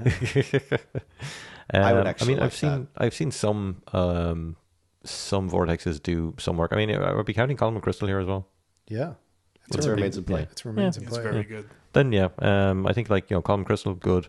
That fire one has done a bit of damage to me before. I think my game against Stefan, it's something to the Hydra. It only did one wounding to it, but I think it went on to the Witch as well. Generally, I had to get my models away from it because I wasn't able to dispel it for whatever reason. I think my I'm pretty sure she was out of range. That was it. And then the Phantasmagoria one, I just like it. I think it can be built into somehow. Surely, I'll figure it out. You can build into it, and stop calling me Shirley. Other ones, I'm not the ones where it's just here's some, I know there's a Dark Elf signature one, and I think it does damage, but it also makes the little small circle also be difficult terrain. Ones like that, they're not really great. I think maybe the buffs and hexes might be better if they were just until the Absolutely. the end of next turn. I think that if you made Phantasmagoria until the end of the next turn, or until the start of your next turn, it would be way, way, way better. Phantasmagoria, as it stands right now, your opponent gets an extra chance to dispel it before it does anything, and it's not hard to dispel. I keep forgetting that we're not just talking about the template one the same play. Yeah, I don't know. I'm tired. That's okay. Very tired. It is late. It's late, and we'll get through the last few questions, and then we'll wrap up. Yes. Speaking of which, next question. What would make a brick of infantry worth bringing? My answer to this is give them 4 attacks and great weapons. In my opinion, it depends what block of infantry you're taking. My approach for Empire would be completely different from my approach for Dwarfs, which would be completely different to Finton's approach for Chosen. Yeah. Empire, you can stack 7 combat res on a unit for pretty cheap, which is very good. It's amazing because you can survive a dragon attack eating your champion, and you'd beat the dragon on combat res. And this is why the Chosen are superior. So the general rule, at least for me when I think about infantry, is think about economy of scale. What returns are you getting on the buffs that you're providing to that unit with banners, with spells, and that way what usually looks like, it's just a block of spearmen, it's just a block of elves, or suddenly they have a much higher points proposition than they would originally have because you've buffed up their leadership, you've buffed up their attacks, you've buffed up their toughness. So combo them with wizards, use banners, think about the roles that they're going to fulfill. Is it a killy block of infantry? Most blocks of infantry aren't going to be killy blocks of infantry. They're going to be static combat res, gum something up, especially if you're playing dwarfs. And then use your formation to make the most use of buffs and banners and the anvils and whatever else you have. So that's sort of how I feel about infantry. Is on their own, kind of crap. But if you use everything else around it, then you're getting something pretty good. A couple of other points. Some armies have access to very, very cheap infantry, and they're just great to be either a tar pit, or in the case of like goblins or hobgoblins, you take a 3 or 4 point model that's an archer, and you have 30 of them or 40 of them. Even with volley fire, that's an awful lot of shots for very little points that nobody actually wants to go and beat up because of the static combat res. So there's that. That's the cheap end of the spectrum. The other part of it is, arcane urgency makes infantry very fast. Marching column plus arcane urgency, particularly if you also have drilled, right? You can then march your guys up the battlefield, get right up in your enemy's grill or off to the flank. And then, reform before you charge the next turn or whatever you need to do. So if I was ever crazy enough to run a level 4 with battle magic rather than demonology, in my chaos list, I would just do that with the drilled chosen. Yeah. It is actually like as fast or faster than Steed of Shadows. Yeah. I think I like drilled and stubborn as well, like as choices. They're both pretty good. Yeah. If you had an Empire with an allied dwarf list, you take a Anvil of Doom, you take your drilled dwarfs, you give them the extra movement from the Anvil of Doom, and then you have 2 Empire wizards with battle magic, arcane urgency twice, and all of a sudden, world's fastest moving dwarves. world's fastest moving dwarves. Nice. So very Andally units are very good. Things like Phoenix Guard as well, I think, are quite good in High Elves, or Blackguard in Dark Elves. Taking blocks of them just to get in the way of things. They're more expensive, but they will not die. Yeah, and they also, very importantly, will not run away after combat resolution, which is what I was going to say. I was like, anything that has a clearly defined role and is actually somewhat good at that role, zombies for tar pitting, Phoenix Guard / Blackguard as anvils, they work really well. Fortunately for our accounts, zombies are core, so work away. Other than that, you're going to have to get a little bit creative with your foot infantry. Yeah. I also think that the Killy infantry should not be disregarded as a strategy. It works quite well for me. I mean, there are definitely blocks out there, right? Black Orcs are another pretty good Bestigors. example. I've experimented with stacking Tomb Guard buffs on things. There's a lot of crazy buffs you can get in Tomb Kings to make them do a lot of damage. It's just hard because you have to know that any infantry unit is a very tasty dragon snack, and so you have to expect that that's going to happen to them, and then figure out, well, what does that mean for my overall army strategy? For dwarves, if you have a Killy infantry unit like Hammerers, then you can bring in a unit of Slayers, like you were saying, Ben, to challenge trap them. That doesn't work though, because they can just move out after. Can they? Yeah, they can just, after they win combat, they can move out of the combat. Gross. I know. That was my really good plan. Unless the dragon's frenzied. You just have to get them on front and back. I'll get my free movement with the Slayers. Your gyrocopter goes in the back. Yeah, that might be cool. Marching column with the Slayers. There you go. Yeah. It's brilliant. Give him Strahl as rune and everything. And then another question was favorite sites or just sources for miniatures that are not GW for anything that you want at a slightly lower price than an arm and a leg per model. And that's not printed? It's not printed. Well, I think printed was not the point. It was physical miniatures. It was physical miniatures. Not STLs. Yeah. So Lost Kingdom Miniatures, their Spanish company, everything is 3D STLs, but they also will send you printed models if you are not a printer yourself. So I think they have a complete range for pretty much every old world army. If not a complete range, then a pretty good range for them. So, and the very dynamic poses, pretty nice, and the right scale. So that's one that I know of off the top of my head. One that I really like that does metal models that looks sort of early 90s Games Workshop turned up to 11. I think it's the guy Kev Adams. Adams. Yeah, I think he might be the person who does the sculpts. It's called Warmonger Miniatures. Yep. And it's like sort of the Garbage Pail Kids type goblins, and they look really funny, and everything's very sort of turned up to 11. I really like those, just for something that fits like an old style army. Yep. And then there's also, I mentioned them earlier, but Avatars of War. I don't think they're producing their models anymore, but they were so cheap. And you can probably find some on eBay, and they'll be half the price of what you pay for GW, and they'll fit really well with GW models. And then also just Etsy. Go to Etsy, find a local person who can print some stuff. Tons of 3D printed stuff available, via Etsy. Yep. Whenever talking about a competitor to Games Workshop, I think it's just kind of obligatory to bring up Mantic.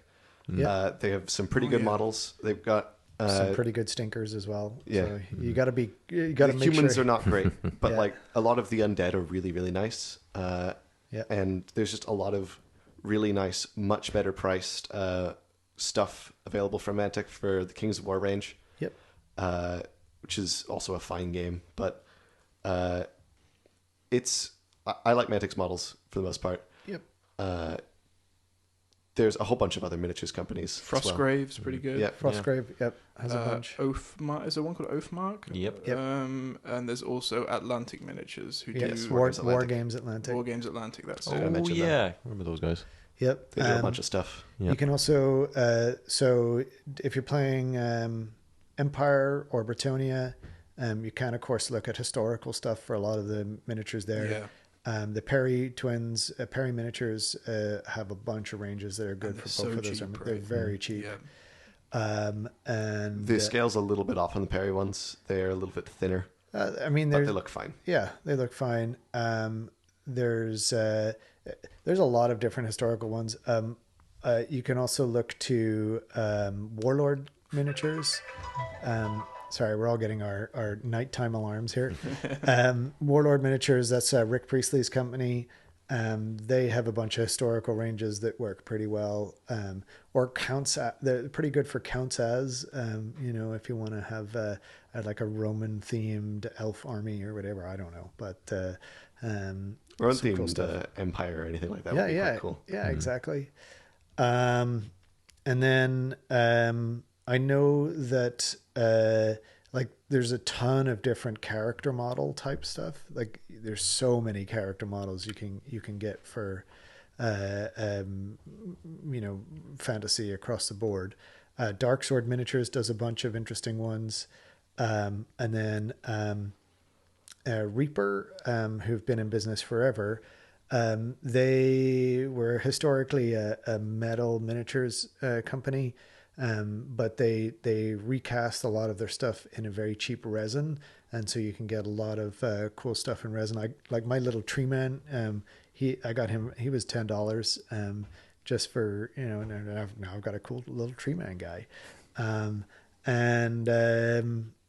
yeah. Kind of sounds like if Finecast was done correctly. Going from metal to resin. Yeah. Because your tree lady actually looks quite nice. Oh, the tree lady's different. Like she's the big one, and she's she's a different model. But the little guy that I have, the really chunky one who's doing a fist bump. Nice. He's got the mushrooms growing out of him. Yeah, he's got mushrooms growing out of him. He's like $10 or something. Nice. And you can get a ton of different characters for like $1, $2, whatever, and then just build up an order. Here's the unit. And have it sent to you. And they have, it's everything from D&D stuff, historical stuff, classic sort of 1980s stuff, all sorts of different things. Nice. I was Googling one last one that I'll say, and then I'll stop, which is, I've only found the other day, it's a Spanish company called MOM Miniatures. And they have probably my favorite. They're resin, but they fit in really well with Games Workshop, and they have like versions of the Doom Seekers. I've got a picture that I'm showing everyone here, so put it on the Discord. Nice. Yeah, I'll put it on the Discord. They also have gyrocopters that are barrels, so they look like kegs. But they have helicopters, and they're a lot cheaper than GW ones. It'll be like $10 for a single gyrocopter, whereas GW is €45. Yeah. Joseph Buckner try making a gyrocopter. Yeah, so I'm gonna get some of them, and I'm gonna get some of the Doom Seekers. They have a Goblin Hewer as well, which is like $15. Nice. So Sounds it's awesome. very good. Yeah. The only crowds I would know of, because I don't really look outside of Citadel stuff generally, I'm a little bit of a purist that way. I know Prince August they're a crowd now. I think currently in Macroom in Cork. So they're historicals. They also have I think it's called Warzone. These are miniatures from like the 80s. So and they're also sci-fi. So they wouldn't really suit like fantasy. But if you're looking for sci-fi stuff, check them out for sure. And they're local, so Yeah, exactly. Yeah, exactly. So that's all I can Cool. really offer there. Any other questions from the Discord? not that I could see. All right. I guess then we can wrap it up. Yeah, well, a quick one tonight. Oh, we really got through that in record time. Oh, is that 3 hours? Yeah, we've literally just passed the 3-hour mark on the raw. It'll cut down to something a little smaller, but not very much. Can we bullshit until No, I want to go to bed. I don't have to drive, AJ. You're actually being very inconsiderate of how much I want this to reach 3 hours. If you made it to the end, use the code word pineapple in Discord, and we will give you a special prize. It's going to be a picture of a It'll just be pineapple. like a roll that says pineapple. I love it. All right, Anyway, go to bed. Thank you very much for listening. We'll see you in the next one. Bye bye. Good luck. Bye bye.